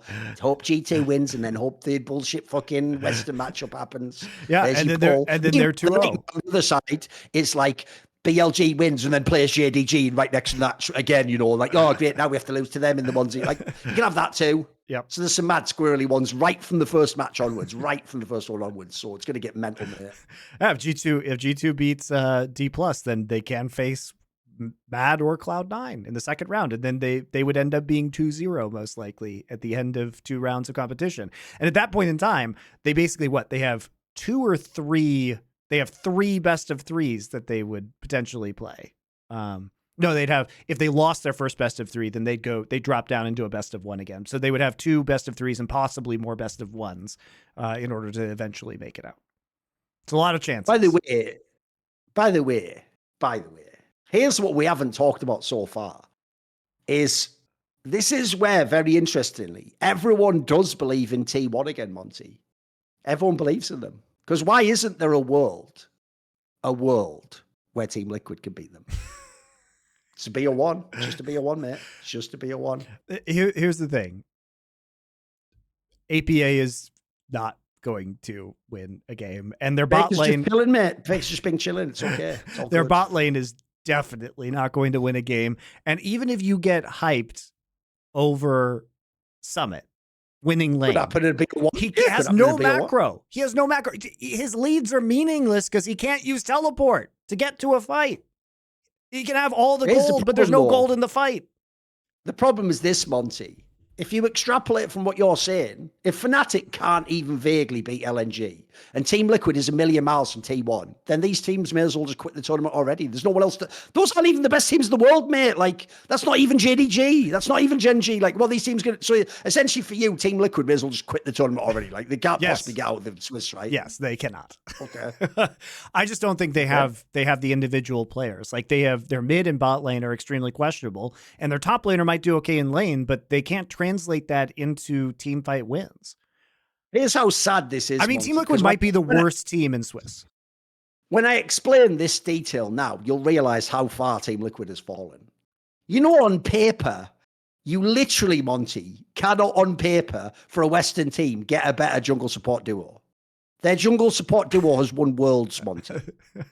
But no one gives a fuck because both players have degraded their names. So Yoshik is a meme. By the way, he's the reigning world champion right now. CoreJJ used to be a monster and everyone getting all those MVPs. No one cares anymore. So the real problem is, like, Team Liquid has actually, like, the actual name value's even degraded, bro. Like, on paper, if I tell you I've got Summit, Pioshik and CoreJJ, you're supposed to tell me, cool, forget who the other two are. We're already in it. And no, there's nothing. Because I'm with you. Like, basically, there's just the Summit hope. If Summit, like, carries a lane on, like, Renekton, maybe you can, like, get interested. But what else is there after that? Yeah, that's the problem, right? Yeah, I think it feels bad. It feels bad for sure. Just pray for the APA, the dream APA one-off. Yeah, maybe game. he'll get one game of 6. Maybe somebody will be stupid and let him have it, and perhaps. You know, the worst thing is as well. Unironically, even though it would suck, that would actually be the best thing for Worlds, Monty. Like, even though, like you're saying, it'd have to be some bullshit like he plays Ziggs, like not even some like interesting outplayer. But if he did that, like Westerners, NA fans would just go like, "Oh my god, he's the chosen one, an American mid laner that's clapped Faker." Oh my, like, yeah, like 10 years later on fucking Ziggs. But okay, they would get hyped though. I can tell. I know them, mate. They would just get right into it, like, "Oh my god, this is insane. Yeah, this is excellent. Oh, I can't wait. I love Team Liquid, mate." Yep. I think that covers most of the matchups. It's nearly all of them. Yeah, I think it covers all the matchups basically. Unfortunately, there's not too much to discuss about the Swiss stage at this point in time, because everything is still an unknown with the best teams in the world. And the teams that we have seen in terms of GAM and BDS just feel like they're not likely to do very much at this tournament. And people will argue against me saying that Team Liquid might be the worst team because maybe they think BDS or GAM are worse. I'm not sure that's true. I think we saw more out of Kati than we've seen out of APA. I feel okay about GAM compared to Team Liquid. It's just Team Liquid is not a team that this year at least is built for international success. APA really wasn't great the longer that summer playoffs went on and LCS and his champion pool got more exposed. And he wasn't even supposed to be in this position. He came in very late into the season, so it's not his fault. I think it'll be good experience for some of these players, but Yun and APA are not the guys that are going to power this team to great success or even mild success. Like, I would be surprised if TL was not one of the first 2 teams eliminated from Swiss. Oh, by the way, the one thing I will say is this. On the other side, though, because you're right, there's a lot of these are fairly straightforward. One thing I will say is this. On the T1 side, though, I actually do really hope, whether they do anything in the rest of the tournament or not, that T1 looks really good in Swiss. Like, T1 actually being like a viable team would make the tournament so exciting. Because at the moment, like I say, even though I said there was 6 teams before, realistically, there's probably 4 teams I think can win Worlds, and T1 isn't one of them for me. So, like, if they actually can get so that, like, Zeus looks dangerous again, like, fucking Faker's holding up, like, owners having pop-off games, now I'll be interested. Essentially, T1 and Weibo need to, like, win me over in this tournament. But I would love them to. I'd love to actually believe it's possible, because obviously, like, would be cool. I just don't think it's possible for them, but whatever. It's all good. Yeah. I think T1, the hope with T1 is that because Faker, even though he was playing, quote unquote, on the Asian Games team, which I think he played against like Kazakhstan, or he's played against one of the Central Asian countries. I even got the vibe they played him just so he could like get the he got eligible to get the exactly status to get exactly whatever it was. That's exactly what they did. Exactly. I think they do this for what I understand from talking to people. They do this like in soccer with Korea as well, right. Which is like when they play the scuffed matches, they play worse players just so because they have to play some amount of time in order to get the gold medal so that they get military exemption. So Faker, it was Chovy for the most part. And the hope is that while, Faker had some time to heal up and get his champion pool back in order so he can play more than Nico and Azir come the time of Worlds. Now, is he going to be probably the Faker we saw from spring? No, I think that's an unreasonable expectation based on his health right now. But if he is adequate and Zeus and Gumayushi and Keria have good performances, and Owner is at least better than he was towards the end of summer because he's had kind of an up and down year. But the good news, at least for Owner fans, is that Lee Sin is meta now, and he is a fucking insane Lee Sin. So there's some really good opportunities, I think, for T1. The meta feels pretty good for them. They can be a dark horse if the individual performance picks up. They can be a dark horse. Yeah, and it's like what we said in that episode of Summoning Insight where we were shadowboxing how to beat Gen.G. One of the things that we said is that they have been very, I'm not going to use the word reliant because we don't know if that's true, but they have been very consistent about using 369 on tank champions to enable their front to back team fighting style that they excel in. And I'm not saying 369 can't play carries because we know he can, but the question is, can he play carries on this team and have their teamwork still function? Because the tank pool in top lane right now is not great. Like, it's a lot of bruisers, it's a lot of fighters, it's a lot of carries. And is that going to fuck up the way Gen.G has been playing all year? Is the big question. Probably not, but it's the only hope you really have, I think.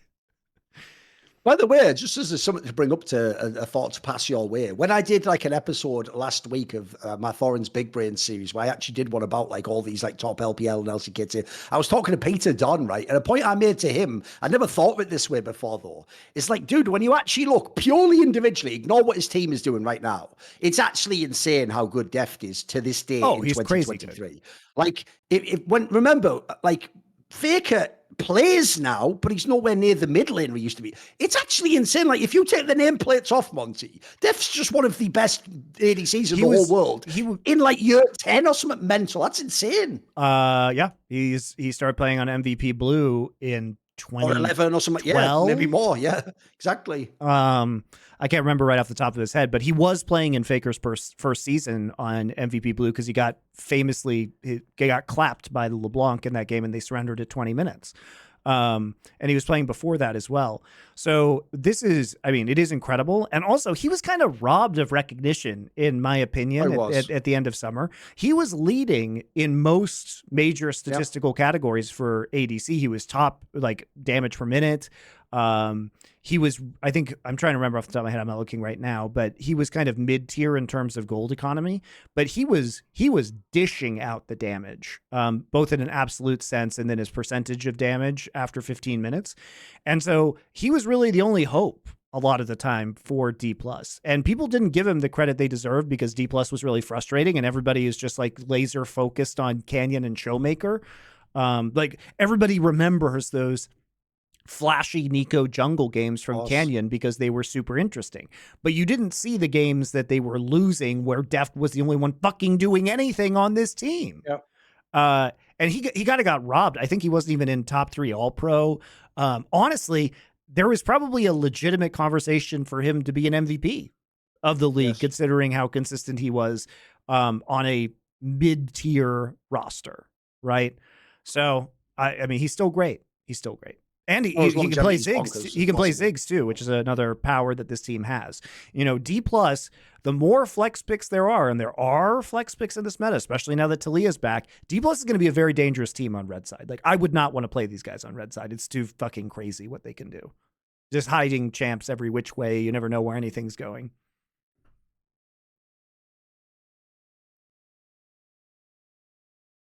What now? What do we do now?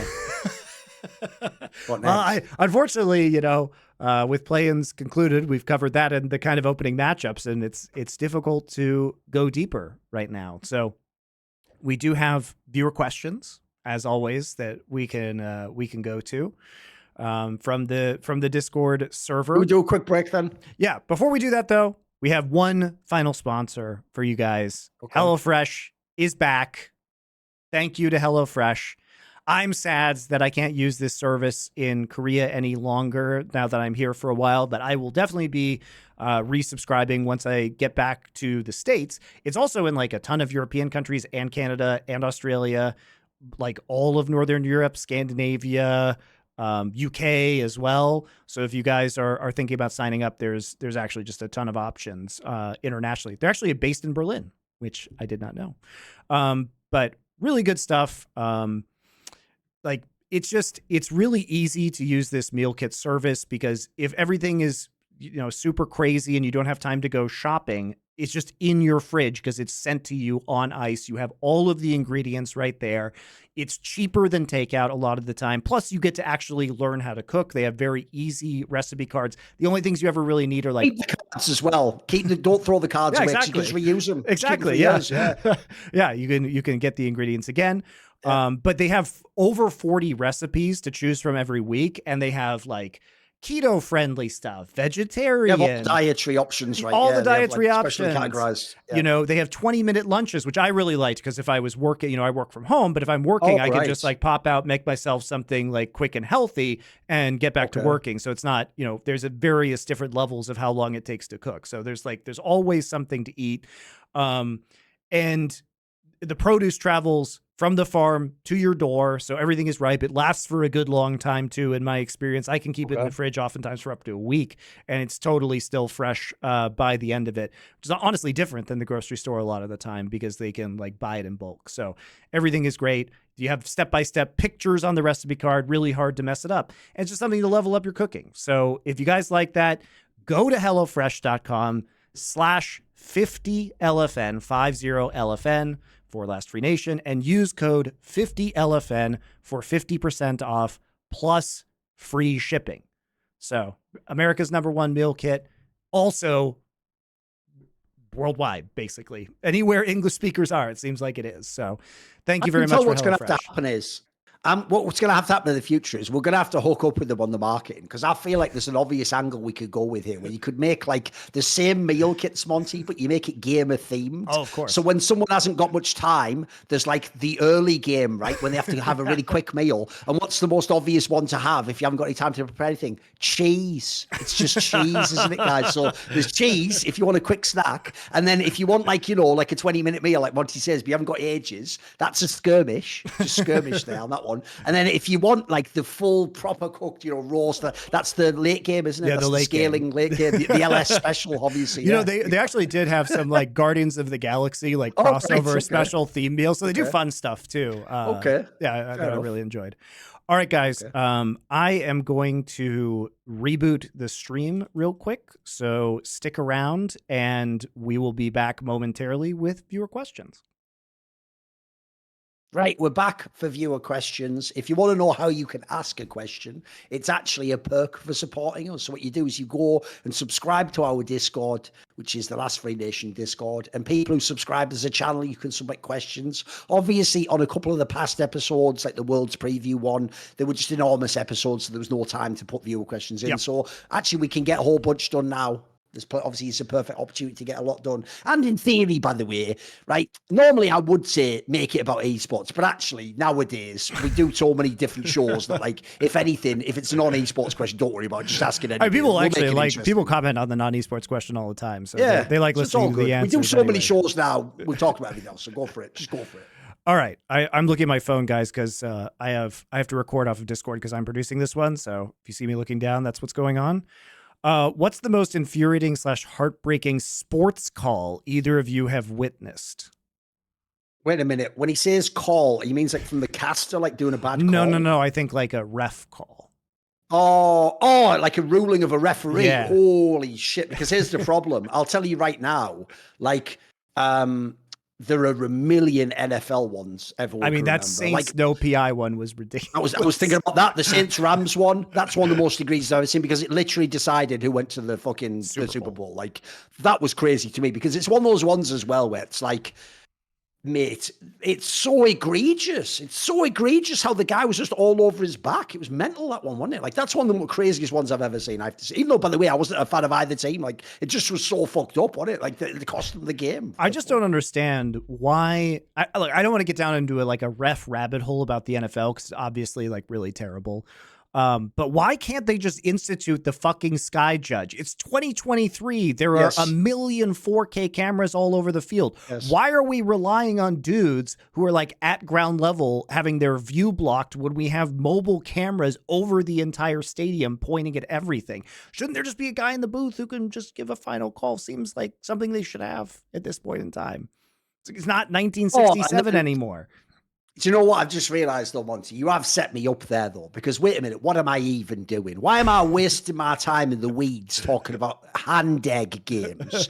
The answer's obvious, Monty. I don't know if you're aware of this, but in 1986, Maradona. England lost a game because a motherfucker punched a ball into the goal, and then everyone, like the ref, just went, "This is fine. Yeah, it's fine by me." The Maradona play is ridiculous. No, it is. When you even watch it, it's so shady, and it's like, it goes up like, get the fuck out of this game. So that has to be the pick, obviously, doesn't it? Yeah, that is the worst one. I agree. I mean, that's one that I can't believe wasn't even seen by the refs on the field, because he was literally on a breakaway by himself. There's nobody blocking him. Everybody's just looking at this guy, and he just fists a ball into the goal. Yeah. And then he has the audacity to brag about it later, which is even the crazier. The problem with that one is this, Monty. Look, I won't make it a big thing, but what I'll just say is this. The real issue with that is, obviously, that is after that whole Falklands War between Argentina and England. So unfortunately, there was sort of a sentiment of like, you know, we're getting our own back by winning the game. Even though to me, it's like, so because you cheated in a football match, that makes a war not happen. Y'all are reaching. They're just bad losers. I know, you're just reaching at this point in time, aren't you? You know what I mean? Come on. It's not like because England lost the Revolutionary War, we're not like going and fucking playing American sports just cheating. Like, what? Like, what is that shit? So anyway, whatever. There we go. I'm not over that. No one's over that one. So there we go. That's my answer, though. The Maradona handball. Not the hand of God, the handball. Also, mate, that's the other thing. You don't only cheat. You have the audacity to bring God into this and imply God wanted you to score that goal. Like, How very dare Or you, he is sir. How God. dare you. Not sure which one it was. One of the two. What's your favorite villain background story? Ooh. I mean, I am a big fan of Magneto's, I think, because here's the thing with the Magneto one. It's hard to argue against, isn't it? Like, I've always said this. No, his motives you like his motives. Like you can resonate with them, you know? If you tell Magneto's story well, everyone should be able to relate to that background. Oh, yeah. Like the idea of like, of course you would like have a xenophobe. Of course you'd hate another type of people and be feel alienated, or you can never trust them. It's actually, it's just a really good story. And the reason it works is this, Monty. It actually highlights to me how good writing works. Because as I just said, if you had gone through those things, you can relate to him. But because you haven't, he still seems villainous. Like, of course, as someone who didn't go through that, Monty, of course you don't want like innocent people killed or segregated or whatever the fuck, you know. So like, I think that's actually I think it's just one of the best like setups ever for a villain, in my opinion. I don't really even think Magneto's a villain. He's more of an anti-hero because Right, he is willing to kill people and like wipe out all humans and stuff, mate. So that's pretty villainous, you know. I'd just put that up there. Anyone who's willing to genocide all of humanity, I'd probably go ahead and say I'd put him on the villain end of the spectrum personally, you know. I don't know where my politics are at nowadays for fans, but still on that side. It's all safe still. It's all good, boys. Hasn't got that far yet. That's right. Other people might be allying with certain regimes, but not us. There you go. No, definitely not. By the way, without going into it, that situation keeps coming this close, Monty, to getting really interesting in how those people, let's just say, are aligned with Saudi Arabia right now. Not really, if you look at the current situation, maybe who you want to be aligned. But the problem with that one is, this is also where I've realised, actually, this is where I know we've sort of grown up a bit, is even though it would be easy to donk on people for that, in doing so, you'd have to actually be a bit of a dick about the world situation. So it just doesn't feel worth it on that, does it? It's like, whatever, just let it go on that one. Just let it go. Believe it or not, there are some things, you know, clout isn't worth, Monty, believe it or not. Who knew? After all that, it's not actually the most invaluable substance in the universe. It just depends on how old you are. If you're 23, then clout might in fact be the most valuable source of power that you have. I don't know. I'll have to think about that villain one anymore. Magneto's a good one. It must be a good one for you. It must be some literary one that you appreciate. Like, what's some villain that you actually thought was the setup is good? Who could we go with for this? So I think a lot of the issue is that it's not really a background story, but like Ahab is obviously a classic for me. Sure. But why I was hesitant to say that is because most of Ahab just happens in Moby Dick. It's not really a background story. Like his background story is like he's mad at the whale and his leg gets bitten off. All the interesting shit actually just happens in the book, not before the book starts. Fair enough. You know what I mean? So I don't know. Ahab is one of my favorite villains, though. We'll stop there. I was watching an old video, Thorin's thoughts. Reginald steps in and noticed Thorin wearing a cool Korean-themed T-shirt with the O in Korean being a biohazard symbol. Do you have this shirt? I know what he means.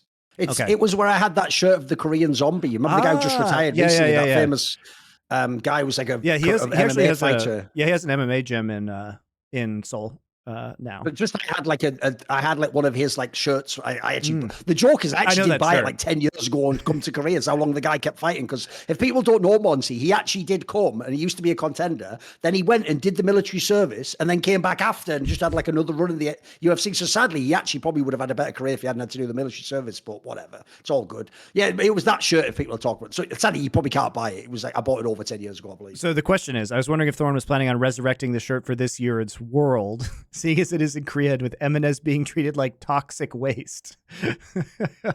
Not bad. I will say, by the way, if people don't know, that was one of the other things that also showed me how Koreans really are just all about Korea. Because you remember, Monty, when I would wear that T-shirt, there would sometimes be people would come up to me and just be like, what is this T-shirt? Like in Korean to people, like, because they were just shocked that a foreigner would have like a T-shirt with Korean writing on and stuff. So, and then the odd one might even actually recognize the person, was like, wow, you know this fighter? Like, what? Because what's really interesting about Koreans, if people don't know, is they're interested in the outside world, but only to like they want to view themselves through your eyes. So it's like they are interested in the outside world, but to view Korea because what's funny is I used to think this was weird before, Monty. Now I get it's actually sort of cool. It's kind of quaint. They're just super into their people and their country, which actually I've now learned. To be fair, is sort of what every country should be like. It's the best approach, isn't it? It means everyone celebrates everything good. So even though it seems weird, like I sort of get it now. I actually do sort of get it. Yeah.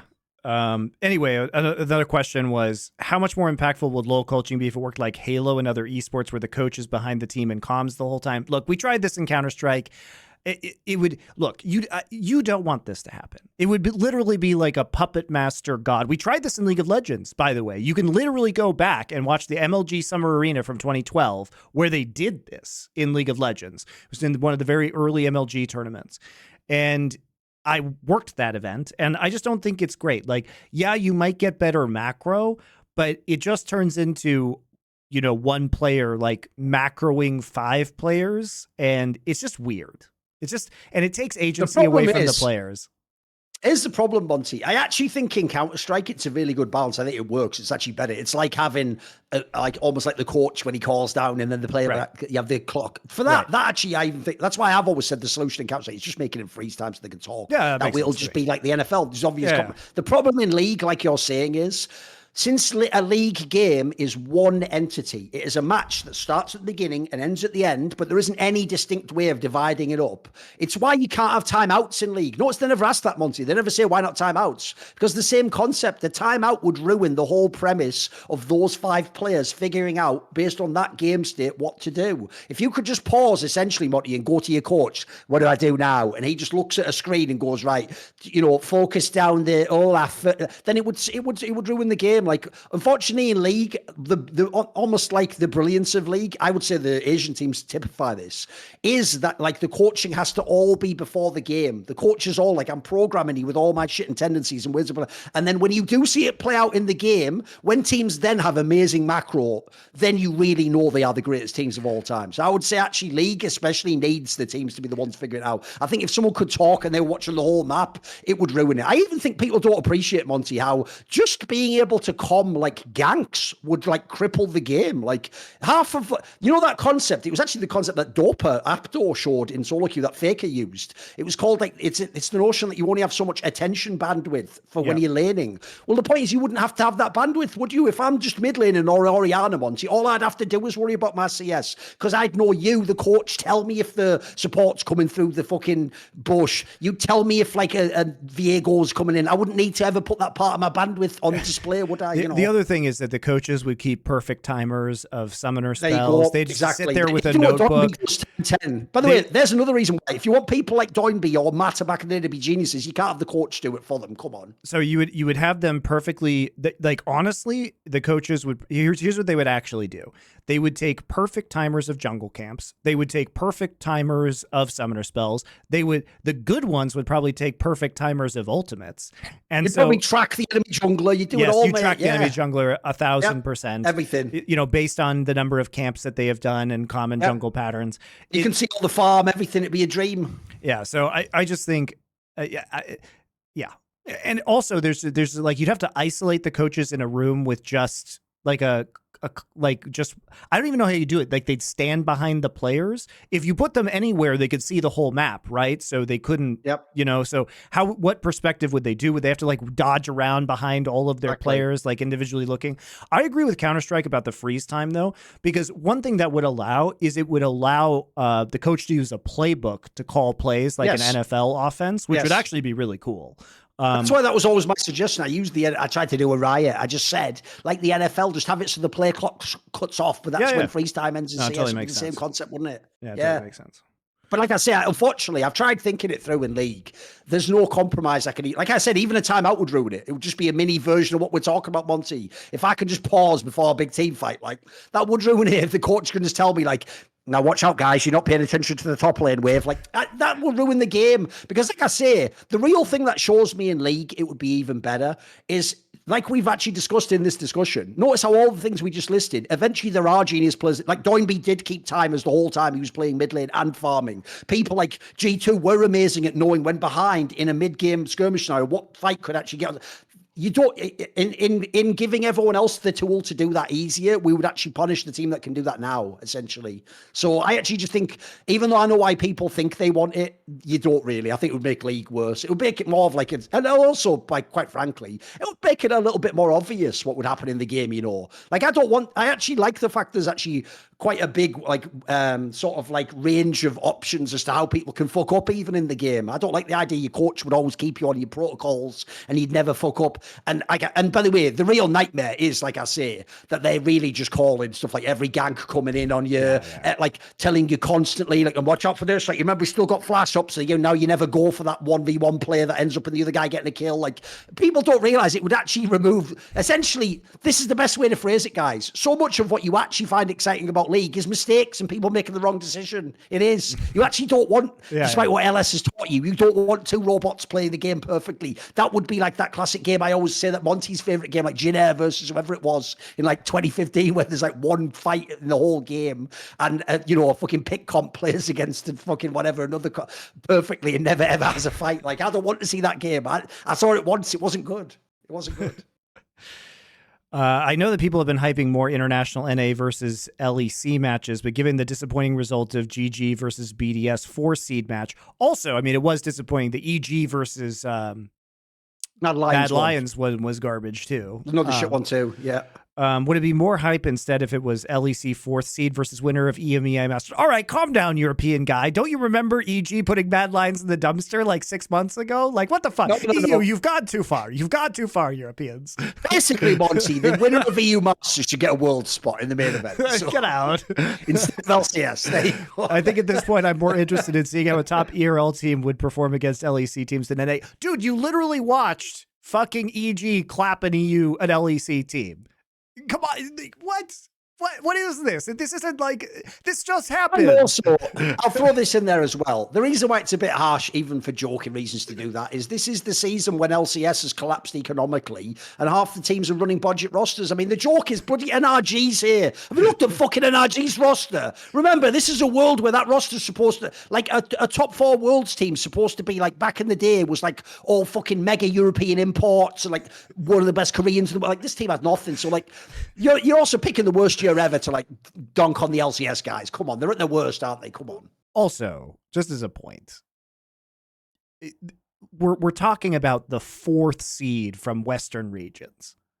4th seed. These teams are highly variable. There are going to be some years where the 4th seed from LEC is better and some years where the 4th seed from LCS is better. It's not like to be fair, I do think G2 would dunk on all the seeds from NA, but for the most part, I don't think we would have seen a similar performance to Golden Guardians from NRG versus BDS, right? Like, I don't think that's fair. The real problem is, he sort of has nailed it. The real issue is this. We didn't really just want any match of Western teams. Like you said, what we want is when there's a really good LCS team and a really good LEC team, we want to see them play. Yeah. If like when Cloud9 was really good, we wanted to see them play G2 in a best of 5. That's what we want to see. The problem really is we still haven't found a format that gets to that, although it was possible at MSI, just the bracket didn't happen the way you needed it to, And the counterpoint to this too is that, EG was the number 2 seed, right? They were the number 2 seed from NA, and Mad Lions was the number 2 seed from EU, and they got destroyed. Right? Am I going crazy? Well, EG was the number 2 seed, or what tournament are we talking about?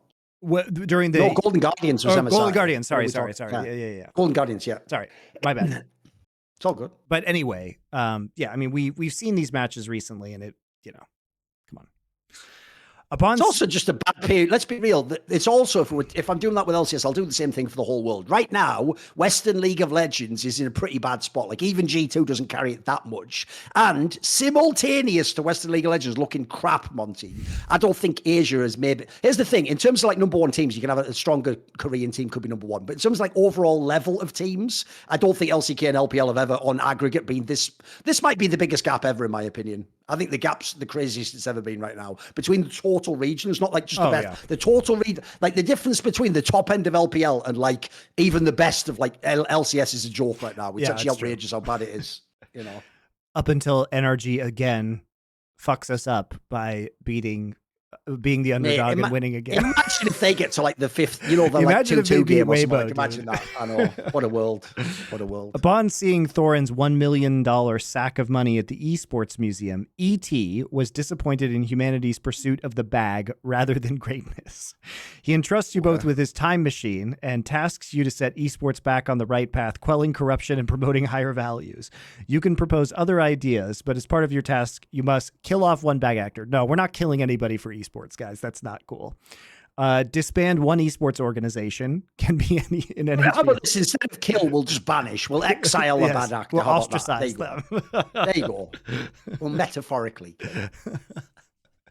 I mean, some of Riot's leadership would definitely be game for that one. I think if you banished a bunch of the Riot leadership in esports, you would probably end up with some much better esports in the end.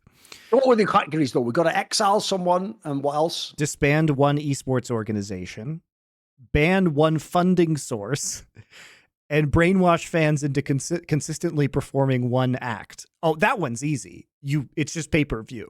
Like, yes, if you can brainwash the fans, is the easiest of all. Yeah. That By the way, we won't even make that one crazy. You just pay $5. That's it. Each person pays $5 a month. That I don't think people get, because Richard made this point as well, by the way, on all his Saudi shit. He always makes this point that when you see how dark all the Saudi shit gets, remember at the end of it all, we never needed any of this. We just all had to pay $5. If we all paid $5, none of this stuff ever happens. We never need them. There's never any of these. We don't even have to have these. We don't have to twist ourselves in a pretzel knots metaphorically. No, it's all cool if we just pay $5. I say this all the time. In 2010, I was paying $20 a month to watch GSL, and I was happy to pay it because I knew it went to supporting GSL, and because I thought the deal was great because they were giving me like 80 hours of streamed content a month, and it was most of what I was watching.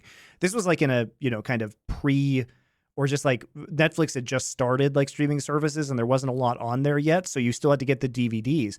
And, as far as value went, the fact that I get all this stuff streamed and I was supporting it, I thought it was a great deal for $20 a month. And I never batted an eye at paying that. And that's why GSL was extremely profitable back in the day. That's why OGN was very profitable. Even when it was free, they just put VODs and high quality behind the Twitch sub. I've said this, but in 2013, I think they were making like $1 million a year in subs. In 2013, they had like 25,000 subs, which is crazy when you think about it for 2013.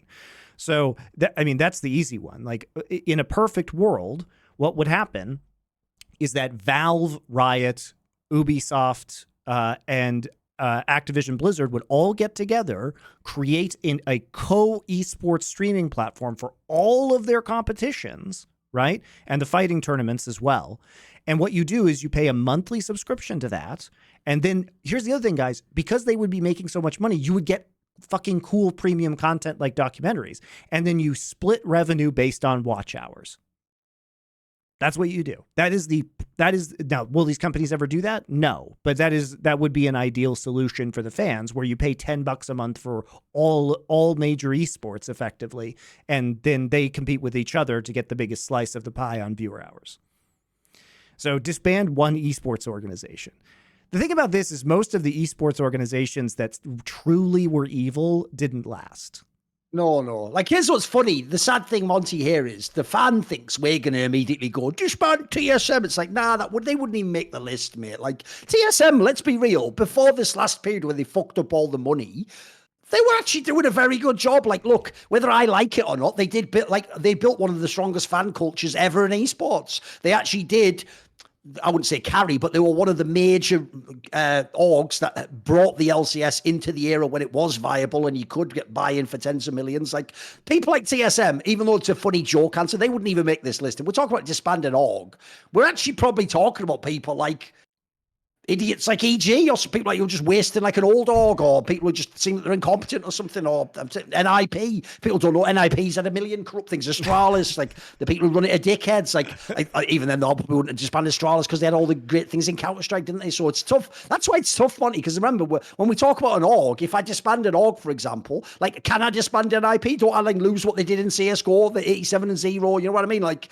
the problem is, to pick an org, you probably have to pick like one that was already ever scandalous, right? You can't really pick any of the famous ones. It also says there's a caveat here that if you banish Reggie, TSM never exists. So you can't like banish TSM because Reggie not existing right. would banish TSM. So it's like logically consistent if we banish somebody from Sadly, I don't think. Here's the thing. Let's do the banished one first, because I actually wouldn't pick Reggie. Here's the sad thing.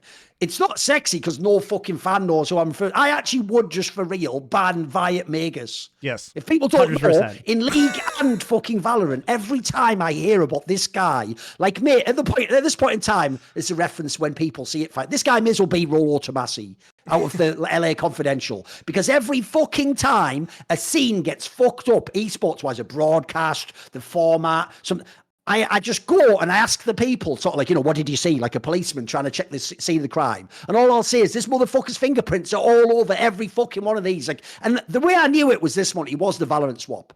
Because when he went over to Valorant, the same things started happening. The same like weird decisions in terms of talent and who can work and and then the whole climate and then the tournament format. It's like the same fucking, this guy everywhere he That's goes. definitely the pick, by the way. He has the Magus touch, Monty. He has the Magus touch. When he goes, everything turns into his. Yeah, the fans don't know it, but that is 100% the correct decision.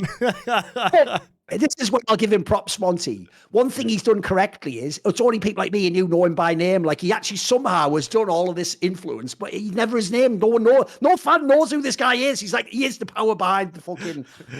He's like in the shadows, and no one knows. He's got like one of those fucking plague doctor masks on, like, and no one knows it's him. He's doing it all. Yeah. Because, by the way, really, I point this out in the past. People think I'm joking. Think about the MSI format this year and how dope it was.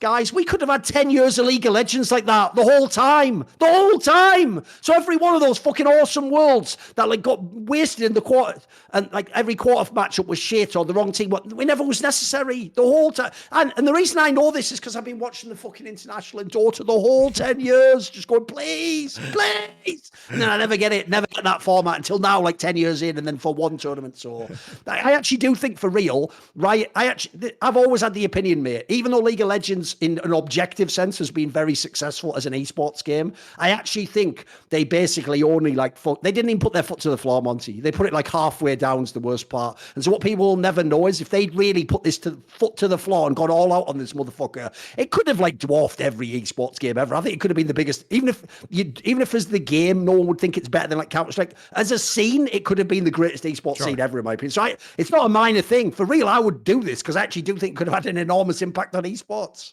Yeah, I think the funding source and mechanism is pretty easy. It's just, please don't let authoritarian government. I don't care about like the authoritarian governments, any of them. Please, like, stop. Yes. Can we just ban authoritarian governments? And by the way, Tencent is just an apparatus of the Chinese authoritarian government, obviously, because they have to do everything that China says. So just no authoritarian money. That would be super cool. The organization which one are we banishing? Which org? Here's the funny thing. Now, the real problem on the org, we're going to have to bite the bullet, Monty, because I've realized every org I'd want to kick has done things in the game. Like they've had good rosters, for example. You know what's fucked up?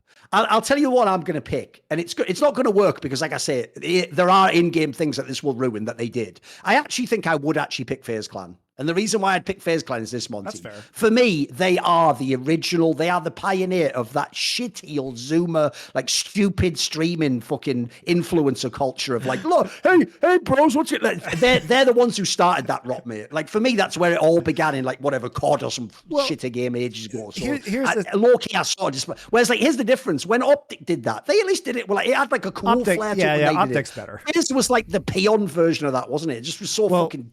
Here's the other thing, like it wouldn't really affect that many esports outside of Call of Duty and Counter-Strike. But the thing about FaZe and Counter-Strike is I don't think the org was core to that success. I feel like if those players wanted to play together, they would have seen the same success on not FaZe, right? Yeah, but the problem is, in the fucked up way, what also allowed them to have those super teams is that the FaZe org are sort of morons. So I don't know if another org would make those lineups and pay the ball 20K there's always more you know what I rubes mean? in esports, though. Maybe. You are right, though. In theory, you don't have to have that org. Obviously, you could play for a different team. True. I feel like what gets lost in all the hype surrounding JDG is the fact that if they win Worlds, Knight will be the first non-Korean mid laner to win Worlds in over 10 years. True. I've made many times. That's why I don't think people get it. It's not just the Grand Slam. When a Chinese mid laner wins once, which has never happened. Yes, obviously we know season 2. Politics is a funny thing, isn't it? But ignoring that, like I think the key thing for me is this. I want to see the impact that has on the LPL, bro. Because that's the problem. At the moment, essentially, Monty, if you're Chinese, you should go like this. Hey, one day I could grow up and play with the best Korean players and win worlds. No, you're supposed to go one day we could just win worlds. Me and you, Chinese guys, could get in there and win worlds. I think it'll be momentous. I agree, though. It's sleeping on that storyline so hard. By the way, there's another one. If I'm right, I'd have had a documentary made about that topic already. I'd be following him through worlds and trying to see if he completes it, so because it'll be simultaneously a Chinese mid laner and the Grand Slam. Like, it'll be a really, in theory, like the biggest moment in League of Legends history, potentially. Yeah. If your life depended on it and you had to guess right, would you guess yes or no? A team featuring 0 Koreans will win Worlds in the next 5 years or not? Oh, because obviously it could have happened already with RNG in 2018. Probably. I mean, surely there's going to be... I think it probably does. Yeah. Especially... I mean, BLG could do it, obviously. Let me think. BLG doesn't have any Koreans. Yeah, BLG would be one. They could win Worlds. Also, you would think, potentially the soft salary cap of LCK might prevent some of the Korean teams from being as good in the future. Maybe it won't. Maybe it won't. Korean players might just want to play in Korea. That has been a trend. We've seen lots of Korean players turn down more money to stay in Korea. But you would think that perhaps some of those players will go, who knows? Who knows what will happen? No, I definitely can happen. Like, for example, another team, if people don't know, earlier this year, EDG was very good earlier this year. I think it's definitely possible that crucially, by the way, just say non-Korean, because don't say Chinese, because then if you're from Hong Kong, just make it non-Korean. That's all we need. No, it says, a team featuring 0 Koreans will win Worlds in the next 5 years. So I think it will happen. Yes. I would give that 65% chance of happening. A fun hypothetical NBA fans pose is, if Kevin Garnett and Tim Duncan switched places, how would their careers have turned out? If you could switch 2 players in league history to see how differently things would turn out, who would it be? Faker and Rookie. That's your choice. That'd be great. Oh, okay. I mean, the real question is, if Faker had gone to China instead of Rookie at the end of 2014, would Rookie have been snapped up by T1, and would he be considered the greatest player of all time now? I think it's a really fair question. I think it's a really interesting one. I mean, the reason why it's almost anyone and Faker, if people don't know, is because the key thing with the Faker one, Monty, is, I mean, this is why actually it's a good analogy for Tim Duncan. If people don't know, Tim Duncan, a lot of people actually don't have him as the greatest ever, even though people might say otherwise. The problem is he had an amazing org that continuously re-upped his teams around him, basically. They continued to build. If people don't know, I think every season he played, they were like a 50-win team in the NBA, so like a playoff team, basically. So that Faker is the best analogy point, because essentially if you swap any other great mid laner to Faker's spot, they not only get a chance to be great as an individual player, but they can have like a million chances at like championships, worlds, LCK, MSI. So that the reason why it's interesting with almost anyone. I mean, pick any mid laner, almost Monty and Faker, like Chovy and Faker. How about that? Sure. Imagine if Faker retires when Griffin comes up and Chovy joins T1. In the last 5 years, was T1 building amazing lineups around Chovy? Surely eventually he's won everything. You know what I mean? Doesn't he win MSI and Worlds? Because the point with T1 is everyone wants to play for T1 and you've got the money. So simultaneously, you can keep building these squads over and over. So I think there's loads of players you could do for this one, mates. Loads of the Korean mids, basically, right? Any of them. Showmaker. Pick who you want. Yeah. Because I do think Faker was in like what you call the catbird seat. It's the best spot to be in, is just sit there as the player they build around in T1, Yep, for sure. I was told that before MSI, so this person was told, so this is now secondhand information, so we'll take this with a grain of salt. All these months later, go on. Cloud Templar was really nervous about Mad Lions tearing up the Asian teams because, and I'm not making this up, even though you heard it, so you might be. He could not fathom how they were able to take out the mighty BDS with all-time scary top lane carry Adam. Now, this does sound like a Cloud Templar take. What is one of your guys' favorite Cloud Templar or other Korean heads' narratives or wild statement? Here's what I will say about Cloud Templar. I've known Cloud Templar for many years. This guy loves hyping up the West. Just in general, he's really, really respectful over Western teams for reasons that I cannot fathom. And so sometimes he comes because out he with shit like Frog this. was clapped them fucking cheeks Exactly. and took the whole crown from them, like the man that should be king or something. Because they almost lost in OGN Exactly. to Froggen. So now he respects all the Western teams. It is like sometimes parody though. Like some of the I mean, he has some wild takes at times. So it would not surprise me if he actually. But it is true. said I know what they something like mean, because when someone translated Cloud Templar's thoughts on this qualifying match, he also was like mad bigging up Adam. Like he made Adam sound like he's fucking 1.5 times better than he is. But like, it was weird. But it's I'll just say, I can't remember the specific take, but people who watch this show will know I've referenced this previously. It was the era when Korea really wasn't on top. So like season 8, season 9, this is obviously when like RNG and the LPL was on top, and then G2 rose up. If you ever go back to those tournaments where the LPL or G2 was beating the top Korean teams, I'll just explain it like this. For me, Cloud Templar was the canary in the coal mine in Korean League of Legends, because his conclusion was always, it was like the Idra argument, Monty. The conclusion was like, well, you won, but just because you played incorrectly, and if you'd have played right, I would have won. And it's like, I've always said, even though I know theoretically what Idra meant, you always sound like a moron when you say that out loud. Like, why would I play correctly so I'd lose to you, you daft cunt? Why would I do that? But the point is, the reason I say it's the canary in the coal mine is because it just showed me why League of Legends was stuck at that point in time, Monty. Because I think they really did believe, with the old tracker's knife meta, that League of Legends had been solved, and it was a game where there were correct protocols at all time, which is obviously the Koreans' favorite style of League of Legends, where you iterate and you execute correctly. And in fact, I think what happened was they were just incorrect. What they didn't understand was it isn't a game of perfect information. You had to gamble. Like, obviously, we now see, not everyone does it now. Everyone understands you have to have those skirmishes and you have to gamble on certain dragon fights that don't always make perfect sense. Like, everyone knows now the game is, again, about like mechanics and outplaying people. But at the time, Cloud Templar and the Koreans really just thought, like, it was like the quest for the Holy Grail. They thought if they just kept searching, eventually they would resolve League of Legends and they'd be back on top. And so essentially, Cloud Templar on all those tournaments, there's a million times he sort of said it like that. Like, he really did think that, like, you know, T1 played correctly, but they lost every time. It's like, give me a break, mate. At what point does it click? Maybe they're not playing correctly. Or more importantly, maybe League just isn't played that way anymore. So yeah, there's my pick. What's your take on villains written with sympathetic or sad backstories? Is there a particular one you dislike the execution of? The way this goes, by the way, is so funny, like a lot of the time, I think, because when they try and do this, when they try and make it about some sort of personal tragedy for the villain, and they try and make you sympathetic, a lot of the time these people are just psychopathic or genocidal, and you're supposed to feel bad for them because they had a shitty childhood after they kill like 1 million people.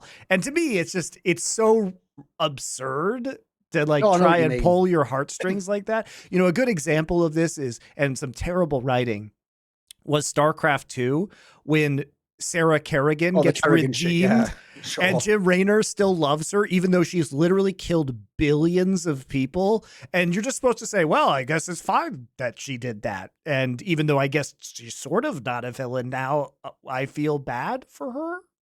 So I think it's oftentimes just really manipulative and stupid.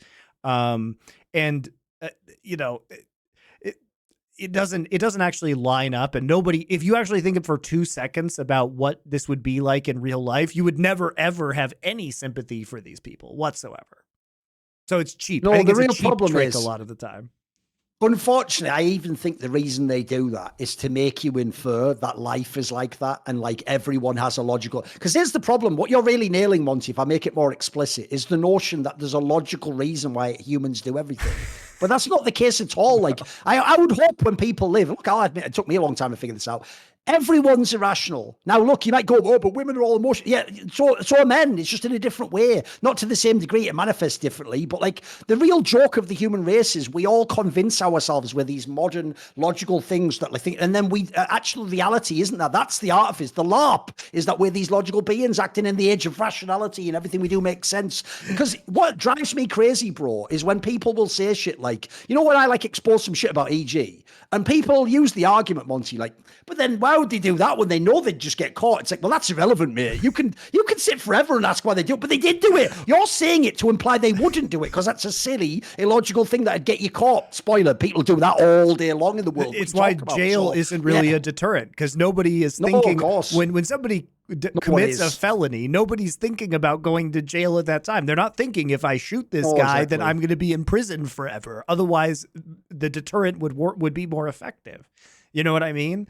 So I think it's a hackneyed premise, essentially. Like, to me, it's more like you just have to give them leeway that there's a reason they're that way, and then it's never going to make sense. You can't really experience what they experienced. You just have to go, right, it's plausible. Essentially, I have to have plausible denial. Like, it's plausible he could behave that way and not be a total idiot, you know. As long as I've got enough, I just need it to be plausible as a backstory. Yeah, I sort of agree. I don't think you can really do it. It doesn't work. The thing about villains and art, though, is like I said, what they do is the villain will do something extremely fucked up. And then you'll have some sort of flashback scene where they're like, dad was beating them. And then you're supposed to sympathize with them. Like, no, that's not how you would ever behave in the real world. It's another one. You know, when they try to constantly hint in Game of Thrones that, like, Cersei obviously had her own fucked up childhood and her father was like power hungry, but then maybe because she was a girl, he didn't really give her any attention. And then, you know, she also then had to look after her own children. So she was in this game of political intrigue where they might kill her own child. It doesn't matter how much they build all that up. You never go,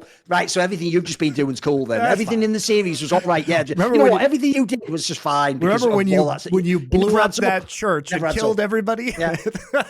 Exactly. It never ends up more, does it? It never does. It never does. Yeah. So anyway, I often find that that's really shit writing, I guess is the answer. Almost every time. Yeah. Has either of you seen Who Killed Captain Alex? I have not. Do you know what that is? If not, what's your favorite The Room tier movie? So bad that it's good. Oh, so it's some like indie shit, I'm guessing. Then, Birdemic was pretty terrible and hilarious. Doa made me watch that one. I mean, I am a big fan of The Room. I do think The Room is like, very unironically a really entertaining movie. Like, it unironically has mad replay value. I'll probably watch that like 5 times. It's just really good. It's just mega entertaining, isn't it? What else was doing up there for you? Like I said, Doa showed me Birdemic. Have you watched many of of these movies? Have you watched like Troll and all that shit? Have you watched the classics that everyone loves? I haven't seen Troll, but I know about it. That's the one, if people remember, I think it was Troll 2 was the one where it has all those clips where it's like that guy like... It's a Norwegian movie, right? You're eating that person! Ah! Like, it's like really bad acting, basically. Yeah. No, I think you're mixing up Troll Hunter and Troll. Oh, Troll Hunter and Troll. Whatever. Yeah, there was 2. One of them was like a real one that was sort of like an indie that was cool. I think it was Troll Hunter, and then Troll was the one that I think was just the bad acting, if I remember correctly. I watch some of these movies sometimes, usually because Doa makes me watch them, or honestly, like I'm watching MST3K, and MST3K does. I'm trying to think what else is really good in that regard, though. There's not that many movies because like everyone knows the classics, Monty, like Plan 9 from Outer Space or whatever the fuck. Like those of them aren't actually that good. Is the problem? So the problem is The Room is the ultimate one for me. The Room is like the 2001: A Space Odyssey of so bad they're good movies. It's true. It's just the best. It's hard. It's the greatest. It's too good. Because the problem with it is, it's the only one, Monty, where I watch it. And like, remember, some of these other ones are just bad movies. This is the one where it's like, how does this even exist, though? You're just watching it and you're thinking, like, how could you even get to the point that you finished the movie? You know what I mean? It's actually a movie that works. It's in a cinema. Because it's that ridiculous, isn't it? I know. I just love the fact that they're like editing this together and they're just nodding to themselves saying, yeah, this is good. This is great. Oh, no, the worst part, I'll tell you if you don't know this, Monty, is that this is where everyone on some level is shameless in Hollywood. Because that guy, Tommy Wiseau, because now it got like this cult classic, he now lies and says it was always a dark comedy. I know. It's ridiculous. There's no way, bro. You no thought way. this was real. And by the way, as an aside, I like that movie so much. I even watched that like biopic movie with James Franco. Was that good? He plays him. The Disaster It wasn't bad, Artist? actually. It wasn't bad. I've it's been meaning to watch that. Like, as you can imagine, the actual Tommy Wiseau character himself is quite an interesting guy who wasn't a very unusual. So I would say they do a decent job sort of setting him up and showing like his weird as well. And they don't just make him, by the way, like he's not like just comedic relief. They try to actually like give him like a real humanity and be a serious character, and he has his own reasons. So yeah, I think that's the ultimate one. Just watch the Room again. Oh, suggest one for us. If you think there's like a one we've missed, let us know. Because it's not impossible in the future. We might do one of these for the 4-player show. Like maybe we'll do like a So Bad They're Good series of films. That's actually probably a pretty funny one for that. We'll keep the Captain Alex one in mind. North American professionals, lawyers, bankers, consultants are known as some of the hardest working people and often work equal, if not more hours than even their Asian counterparts. I worked in law in New York. Oh God, if that's true. Is it true? It's yes. Especially New York law is crazy, especially big law. I mean, these lawyers are working like 100 hours plus a week. Why do you think this isn't reflected in esports? It even draws from a similar pool of people, like upper middle class people from major Bay areas. Or like I feel like there's an obvious reason areas. culturally, Monty, which goes like this. When you work for a law firm, they're not flexing all that shit. Like, well, mental health and work-life balance. And, oh, sorry, is it 10 p.m.? You better go home so you can get your... They're going... It's like a coding session. It's like we're in the crunch week, mate. We just do whatever it takes to get the case done. On Friday, we go to court. If we lose, you're all fired. And there's trial. Are your exhibits ready for trial? Have you prepped your witnesses? The problem.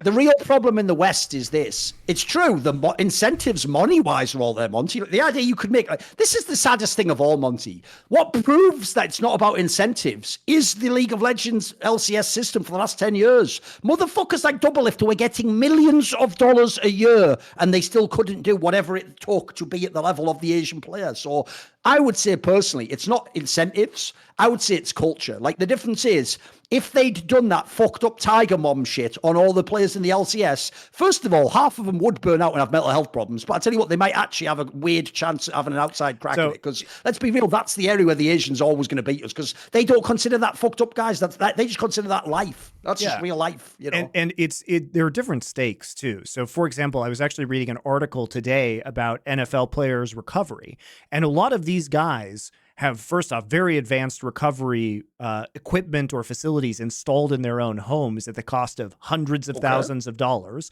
or they literally have teams of recovery specialists. Some of them pay them like $300,000, $1 million a year just to do all the recovery techniques, because NFL is so brutal that they need their body in shape for the very next week of games. And so this all comes out of their own pockets. Now, they make millions and millions of dollars, and their body is their livelihood. But like the LCS players, I agree with Thorin that it's part of culture. Imagine if they were spending their own money on their own potential coaches or specialists, right? Which I think maybe some of them have, but not a lot of them. They rely on the teams to provide that for them. They could certainly shell out a little bit of cash. But also, what I think is funny about the way that it's treated in esports, even compared to regular sports, it's not like the NFL player is getting a mental or physical health break the next week of competition if they're too stressed out. It's not like that lawyer, to the point you made, Thorin. If there's a court date, you can't just go to the judge and say, I really need like a couple extra weeks for my mental health break before this trial starts. It's been really stressful, prepping all my witnesses, writing my opening arguments. I've been working like 80 hours a week, so I just need a little bit of a break. Like the concept of that is just fucking ridiculous. And so you would think they would try harder. And the only thing is that you could ever say is a culture issue within esports in North America.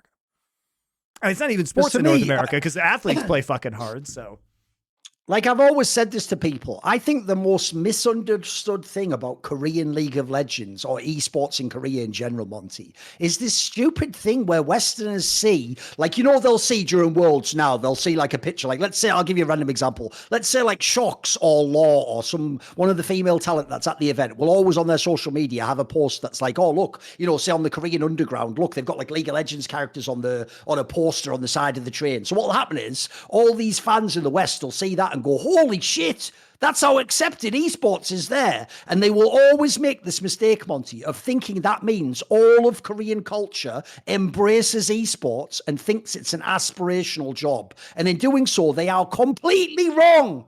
Because actually, your parent doesn't want you to become Faker unless you can definitely be Faker. And even then, if they had the choice, they might still pick Lawyer over Faker. Yeah. And if you don't know that, you don't know why these players kill themselves to be the best. Because it's not even like the coach is telling them, you must practice the extra hours. They know that if they don't make it, then they go back to the same parent who never wanted them to try this anyway, and essentially say, I failed at two things now. I failed at school, and I didn't make it as a pro. Look, I'll tell you what, that fucking fire behind you will keep you going really hard in the game, because it's all or nothing when you get on that track, as far as I can tell. We've also talked about this as a socioeconomic issue many times. I've said a lot of the Korean players come from lower class backgrounds. And so they are supporting their families, and there is more incentive. Most of the NA pros come from upper middle class backgrounds where there isn't the same incentive. That's the opposite. Just, it's just straight up.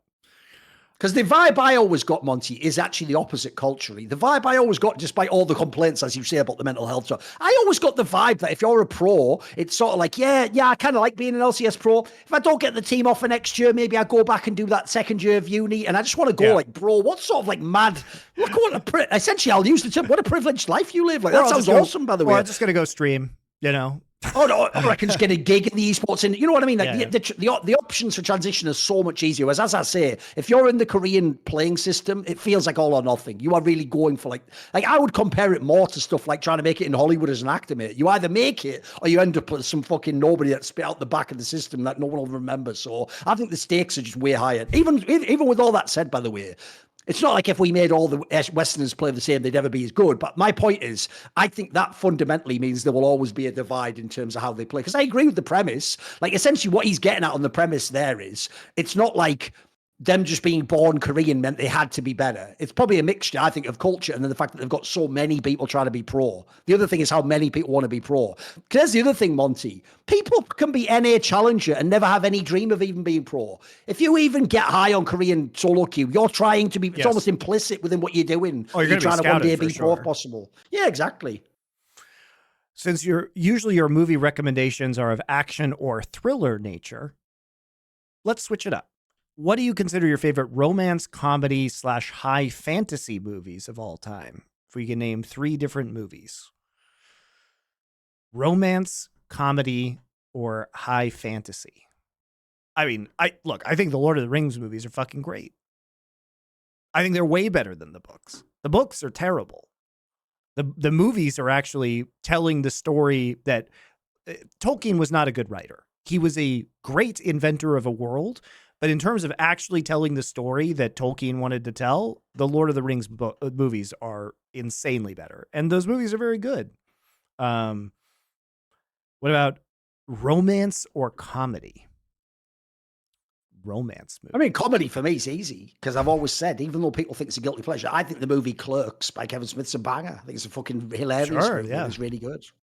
I mean, what are some of my favorite comedy? Well, romance. I've talked about this a lot. I love Only Lovers Left Alive, which is kind of cheating because it's a vampire movie, but it is a romance movie, technically. My wife had me watch the Before Dawn movies, which I really enjoyed. Comedy. But you mean like the Richard Linklater ones? Yes, the Richard Linklaters. Yeah. Okay. I think those are very enjoyable. As for comedy movies, I mean, I've always enjoyed Monty Python and like Life of Brian and The Holy Grail. Those are classic. I mean, there's so many great classic comedy movies. I feel like that's not really. I feel like we recommend these movies quite a bit. I don't know. I'll give you a couple. So like for comedy, like I said, Clerks is one. For romance, I'll give you more of like an independent pick, but I think it's a banger. You won't have seen it. It's a movie called Happy Accidents, which actually has Vincent D'Onofrio and Marissa Tomei. It's just a very unique premise. It is a romance movie, but there's a twist that I won't give you in it, which makes it like secretly. It's one of those movies, by the way, guys, if you want a pro tip, this is what you watch with your girlfriend or your wife, but it's like, oh, it's like a romance movie. Then you watch it, but it's got something for you in it there. That's all I'm going to say. So just wait and see. There's a little bit, something works into the storyline that makes it a different type of movie. But it does start like that, so it's all good. Does Eternal Sunshine of the Spotless Mind count? That should count as a romance movie. Yeah, why not? I think that's a fair one. Also, by the way, it's also quite a deep romance movie. If you think about it, like all the stuff about like deleting your relationships, and then like that woman who keeps falling in love with spoilers with the guy who's doing the machine. I actually thought some of the side stuff of that was actually pretty profound. It's quite a cool. I'm a big Charlie Kaufman fan, so but yeah, that one's great. What are your favorite genres? High fantasy. I'm with you. Aside from Lord of the Rings, I don't even know what there is for that. Like, I actually think there are some really bad ones from the 80s, like as you can see now with all Wheel of Time. Usually they're done quite badly, those sorts of movies, unfortunately. So I can't think of anything beyond Lord of the Rings for that. Yeah. Unless I can count like if they count like The Adventures of Baron Munchausen or Time Bandits, then we'll take that. Time if I can count that. I don't know if that should be high fantasy or not, but Time Bandits is a great shout if you've never seen it. I think Time Bandits counts. I feel like that counts. By the way, they're making a TV show, which is going to be terrible. Oh, and also, by the way, it goes out saying if you have a kid, you are now 100% justified watching The Neverending Story as many times as you want. Yep. That's a great movie. Straight fire movie. That's one of those ones for real. There's not that many can do it, Monty, but that is one where when I watch it, I'm like 8 years old again. I'm just back there already. It's like, right, there we go. We're back here again. We're in Fantasia. Awesome. I love that shit, man. It's one of the best of all time. Yeah, that was a good one. Yeah, a lot of those are from the 80s. Like a lot of the high fan, like Crow. I mean, they're also all pretty fucking terrible. Like, I watched Willow, by the way, again on our Culture channel. Doe and I did a show revisiting Willow after 30 years. Val Kilmer was fucking cursed, man. He's such a good actor, and he was in all these terrible movies.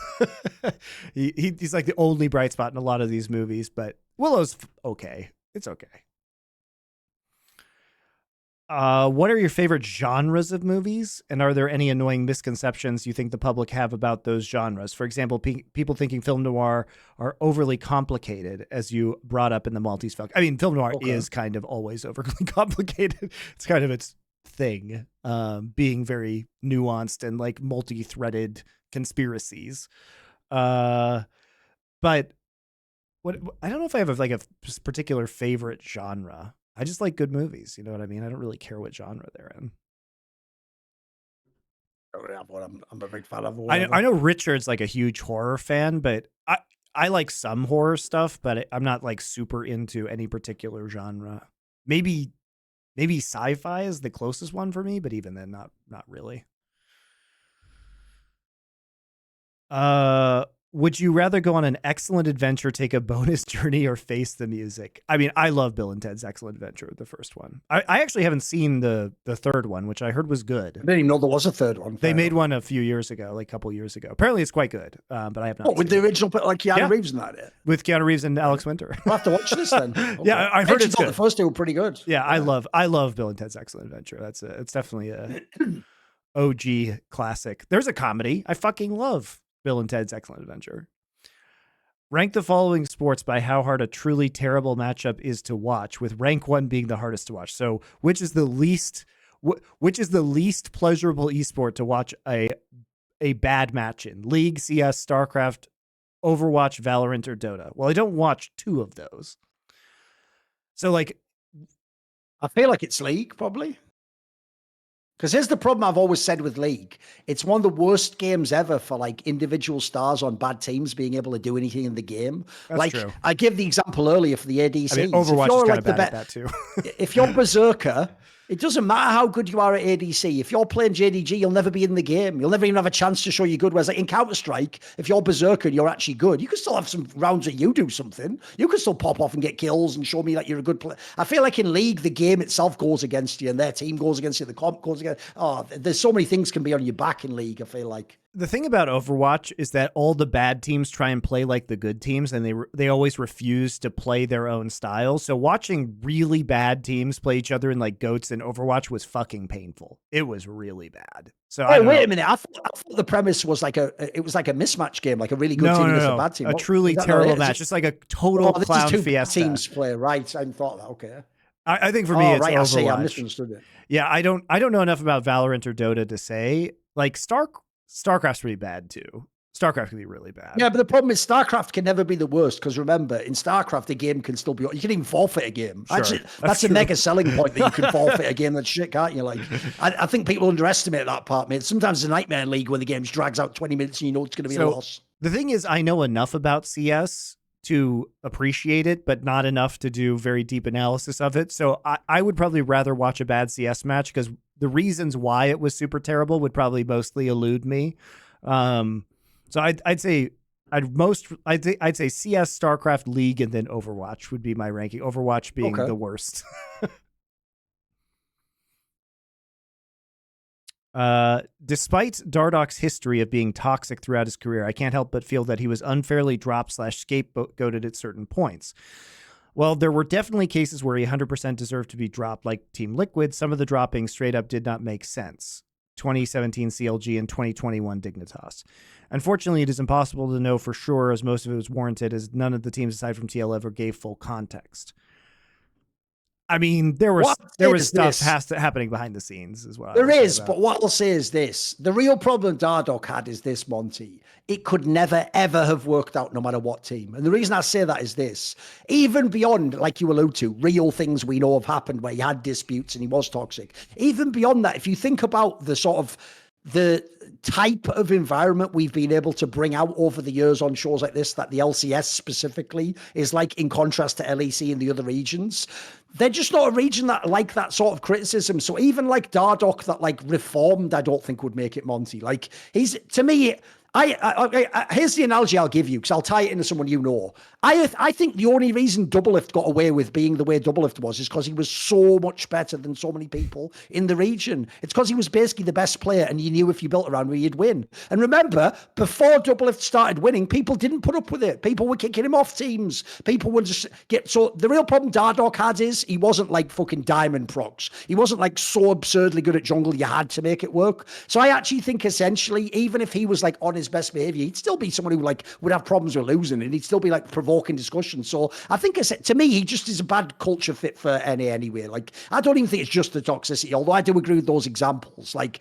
if you go and watch that Afro Move Reflections, dude, he doesn't even know why Dardoch was kicked from CLG. He says for real, they were like winning everything and they were the best team. And then that they had like one like small argument and suddenly like he was just off the team and you were like, what the fuck? And then like that was it. You just had to play with like, it was like fucking, I can't even remember the name of that guy. It was like some guy they had in their academy team, if you remember. Or Omar the God, that was it. It was that guy who came in like just, and it obviously went nowhere. I even think when they kicked him off TSM, it was a bit harsh. That was his flawed TSM team, if you remember. That was one that was fucking scuffed. So the sad thing is, essentially, to bring it all the way back, the problem is this was a player who clearly had like real talent, and especially I always thought his raw like feel for ganking, dude, you can't teach that. Like there's been plenty of players that were like good players. He just had like an actual real skill. So it is a shame, but I actually sort of get it. He's not only in the wrong game. League of Legends is way too soft. You're in the wrong decade, bro. Like if anything, Dardoch needs to be like reborn as like a 1v1 Quake player in like 2005, Monty. Then he's going to be fine. He would have done well in StarCraft awesome. too. Exactly. That's what he needs. People who complain about Dardoch never saw Naniwa. That's what I'm gonna say. Exactly. What do you think on that topic, though, Monty? Because, like I said, I don't even think it's just a bad behavior. I think, I've heard stories like even European players who just mildly critiqued people got in trouble in some of those sessions. You're like, oh, right. It's almost like that fucking Black Panther meme. Like, that's not what we do here. Like, that's what it's like when he come in. And I mean, the other interesting thought experiment is, what if Dardoch was European or had gone over to Europe to play? Would he still have had those same issues? I do think it was a very soft time in LCS culture, but also he does have some issues. But he also did Wild Outlaw. He was wild as well. I think the teams were not equipped to handle him properly as well. This staff. I've been loving the film noir phase on Foreplay. Incidentally, if you watched any Korean neo noir movies, I've seen Old Boy and the Vengeance trilogy. I know that I think The Handmaid is also considered a neo noir film, and I've heard it's The Handmaiden, and I've heard it's really good, but I haven't seen it. So I'm not super familiar. Obviously, I'm a huge fan of Old Boy. Movie fucking rules. Have you seen any of these movies? Oh no, you've seen Old Boy. That was very good. I've seen the Vengeance trilogy. I actually thought that was a bit more hit and miss. Sure. How did you guys feel about the Twitter reactions to BDS winning versus PSG? Seemed to me like they'd won best of 5 versus Korea and not barely squeezed by in a matchup they were supposed to be favored. Wait a minute. Whoa. Rewind that last part of the sentence. Read that last sentence again. Barely squeezed by in a matchup they were supposed to be favored. Who? Did you just imply BDS. BDS was heavily favored? Yes. BDS was literally the betting underdog. I know, I bet on them. They were the betting underdog in that match. That's true. Fair enough. You can go check it. So all I'll say is I actually reject the premise. As far as you know what? Are you ready? I've just literally, this is like fucking, in Sherlock, when he walks in the room and then someone goes, and he goes, oh, hello, officer. How was Barbados? And they go, what do you mean? How do you know I just came back? And he goes, well, on your shoulder, there was like, you ready? Like, listen, American fan who just submitted this question. You're salty that fucking Golden Guardians got their shit pushed in 3-0 in a match that they had no chance of winning, right? So what you've done is you've retconned it, that BDS was such enormous favourites that now winning 3-0 over your hope isn't enough. Now they're supposed to like win 3-0 with like, literally not even a single chance to ever like die. Like, give me a break, mate. The 3-0'd it. How are you going to critique that, you fuck? How are you going to critique that? Come on, bro. What even is this question? I don't get it, mate. Sounds scuffed to me. Just fake news. Fake news. Move on. Fake news. Get CNN out of this fucking press call. Get him out. This question comes from LFN Culture episode 6, where I think this is Nerd Legion episode 6, where you and Doa agreed to put humanity over each other. Oh, I think I told Doa I would kill him to save humanity. Is there a situation where you would do the opposite? Yeah. Perhaps if the stakes were lower, like a country or a different person, like a parent, child, or spouse, due to having different values. Okay. I don't think I would choose Doa over a country, my parents, my kid, or my wife. Pretty sure Doa loses in all of those. By the way, that's one of those areas where I don't know if you know this, Monty, but that's actually one of the things I did pinpoint myself as how I've changed my whole philosophy on life. I used to actually believe, as like sort of a moral principle, the premise of all those trolley experiments, Monty, that essentially it's like the fucking Star Trek line, the needs of the many outweigh the needs of the few, right? In theory, of course, one human life can't be worth more. No, I've actually changed my mind 100%. If it's like actually my real close family, Monty, my real I would sacrifice all of you motherfuckers, all of every human in this world if I have to. If I choose that trolley, you put as many people on the track as you want, mate. If I need the person on the other one to live, I'll sacrifice you all. So I'll do everyone for that. Don't even worry about it. And then you can go, but that's selfish. Yes, guess what? That is selfish. I'm only going to be alive once, and this is mine. I'm making an executive decision on this one. Sorry, that's the way it's going. Okay. Who is currently your favorite up and coming director? For example, mine would be Robert Eggers. I like Ari Aster a lot. I have not seen Beau is Afraid yet, though, which I heard was very weird. But I also don't trust the critics a lot of the time, so I'm waiting to see that one. But I super enjoyed Hereditary and Midsummer, and I'm not a horror fan, by the way. The problem is obviously the term up and coming could be so variable. Like obviously I don't know that many of like the new ones. So I'll take that guy who did the movie Mandy and Beyond the Black Rainbow, Panos Cosmatos guy, because he's only done like 2 films as far as I know. So I guess he has to be the one that wins that one for me, because I don't know that many of the new ones. Robert Eggers is quite good too, though. All right, last question. Zoomers perpetually enjoy to auto-fillate how athletes in ye olden days could only dream of shining the shoes of the athletes of today. Obviously true. They couldn't even afford color cameras. Does this also applies to esports pros that with the cream of the crop from season 3 transported 10 years, eventually rise to the top by the season 14 starts, or we never hear from the vast majority of them? So this is really just a question of, as sports has advanced, so not only in terms of depth of the sport, in terms of strategy and technique and knowledge, but also like basically would people's physical or mental abilities allow them to succeed in a more advanced environment in terms of, with athletes, like recovery, as we talked about earlier, physical training, advancements in science, the ability to repair injuries and allow people to return to play where formerly it might have been career ending, right? These are all questions. And look, I think a lot of the players that were back in the olden times, first off, some of them have just straight up held up, like Deft that we were talking about earlier, or Rookie or Faker, or these guys, just quite surprising. But also, I think a lot of the people that were very good, I mean, I know a lot of these pros, they were very driven and intelligent, and oftentimes the things that caused their careers to be cut short were really just a lack of motivation to keep it going and to be dedicated within the game. They didn't stop being mechanically good. They didn't stop being talented, right? So I think probably many of them would have held up. Right, I've got a take on this. First things first, though, even though it'll seem unrelated, just because we're comparing old greats to new greats, I'll give you a piece of trivia that will actually bake your noodle, Monty. No one is prepared when they hear this, because when I saw it, it also didn't make sense. Are you ready? You know Travis Kelce? Sure. is the same age as Gronkowski. That is actually crazy. That doesn't make sense, does it, when you hear it? I didn't know Gronk was only like 32. Sense. I thought he was older. He's 34. He's 34 years old. Wow. Isn't that mental? It's because if people don't know, Chelsea was like a late bloomer and came after college. Sure. And Gronkowski obviously got injured earlier. So, but it's one of those ones that it doesn't, no matter how many times you think about it, you feel like, no, they have to be 10 years off. Like, that doesn't make sense. But anyway, I was going to say this, right? This classic debate is in every game. And the worst thing is, as you said, Monty, it's always stupid nephews who love it. Because really, what they're saying is this, Monty. Well, I don't need to know about history because a bench warmer now would dominate, Muhammad Ali or, pick whoever, Jim Brown or fucking, that's Pele. No, but here's the problem with that thinking. They're doing it so that they can big up themselves for being alive today, Monty. Here's why it doesn't work on either end. Because here's what happens, right? Notice they don't, Monty, take you back for one game. They say they'd put you in that era. You've just fucked up there. You've given the whole game away, nephew, that you don't know what sports is. Because here's what happens, right? I'll give you an example. Let's take Adam today in League of Legends, Monty, and drop him in Season 3. I'll tell you what. For the first month, he's going to be dominating, bro. Think about things even he knows about. But the problem is what happens after month 1, Monty. Every other player playing him starts to learn all the things he's doing.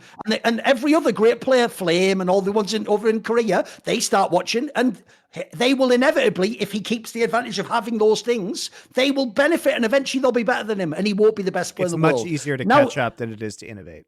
Now go the other way. Take the player they all think, like, Froggen, you think Froggen's good. Take Froggen from Season 2, when he hasn't burned out at all, put him today. Same thing, he catches up.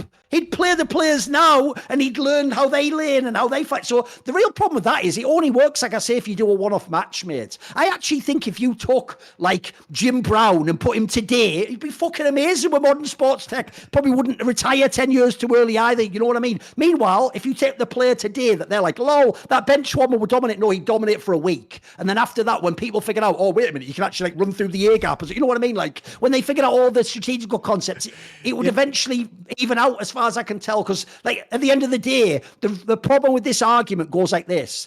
They think, and I've always disagreed with this, they think, Mark Z made this argument in the past about NA versus EU. They think it's a pure, like, Malthusian numbers game, Monty. All you're doing is get a giant funnel, and their logic goes, if the funnel's big enough, eventually you get Faker. Now, the problem I have with that, Monty, is that's not the way probability works. There's no probability you ever get Faker. China, you could have the biggest funnel ever. China has the biggest funnel and didn't make Faker. Well, the joke is they got Knight eventually, but look how long it took, They have like Knight and Uzi, that's about it, right? Yeah, so the other thing is, the problem with that is those players that are the ultra outlier, because they're the ultra outlier, they aren't actually inevitable. They don't always come. Here's the difference. If you have a giant funnel, Monty, you'll get a load of, like, pretty good players. Yeah, of course. You get like some 8 out of 10 players. The 10 out of 10 players, they either come or they don't. Like that's almost like for real, like lightning strikes the earth and you get a player like that. Like, so essentially, yeah, that's my argument. I actually think it's just in the short term, they're right. In the long term, I think it actually misunderstands how, like, we all share game knowledge and meta understanding and we all level up as time goes on, It's also just, you don't even have to apply this to sports. You can just apply this to human history. Like, people are not fundamentally smarter than they were several thousand years ago. We just all benefit from the collective advancement of the human race. You can't be serious if you tell me that if we brought Socrates into the modern world, that he'd be some sort of fucking dumbass, or like Shakespeare would be a bad writer. Like, they would adapt their styles and they would learn, but these are still uniquely brilliant people. They're just a product of their times. And you can only innovate based on what you have right now. And yeah, it's true that if you took modern LoL players back, to 2014, they would completely dominate. But that's because they are building on a knowledge base of how to play the game that those players were innovating. And I can tell you from casting those games, it was quite thrilling at the time to see that innovation, even if it is commonplace now. Like, you would be so triggered, bro, if you'd seen this, like, discussion that happened as part of the discourse in politics, like, 2 weeks ago.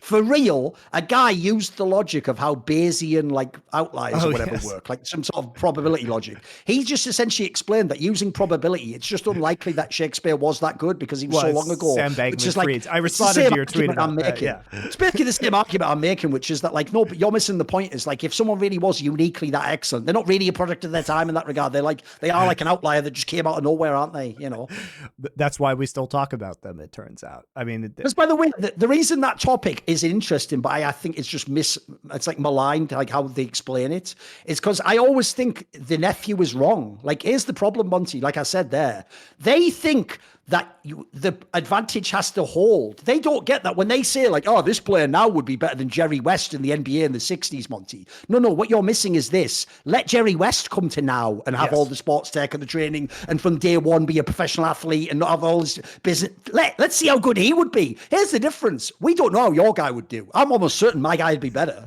My guy from the 60s is going to be way better. What are you talking about? Like, he's actually be a better version of what he could have been. He didn't have all those advantages. So I think it's fine. It's actually quite an interesting premise, but you got to do both angles for me. You got to like, be fair to both sets of people. They all could benefit and all could learn from each other and stuff, you know. Yeah.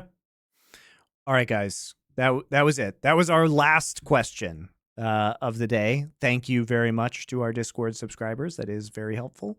And we'll be releasing this episode out on Spotify and YouTube soon.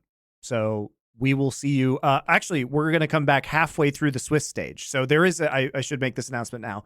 There is a break in the Swiss stage. So there used to be, just like there used to be a couple-day break between groups, we will be doing an episode of Summoning Insight after the first phase of Swiss, and then after the second phase of Swiss, and then after quarters, semis, and finals as well. And you can catch Power Spike, which is going on this channel at the same time, our LFN culture channels that are going, sports channels that are going, and Competitive Edge, brought to you by Esports Bet. That one is over on the Esports Bet YouTube channel. Remember to comment with your username in order to enter the raffle for free money on their site. So thank you very much, guys, and we will see you in a few days.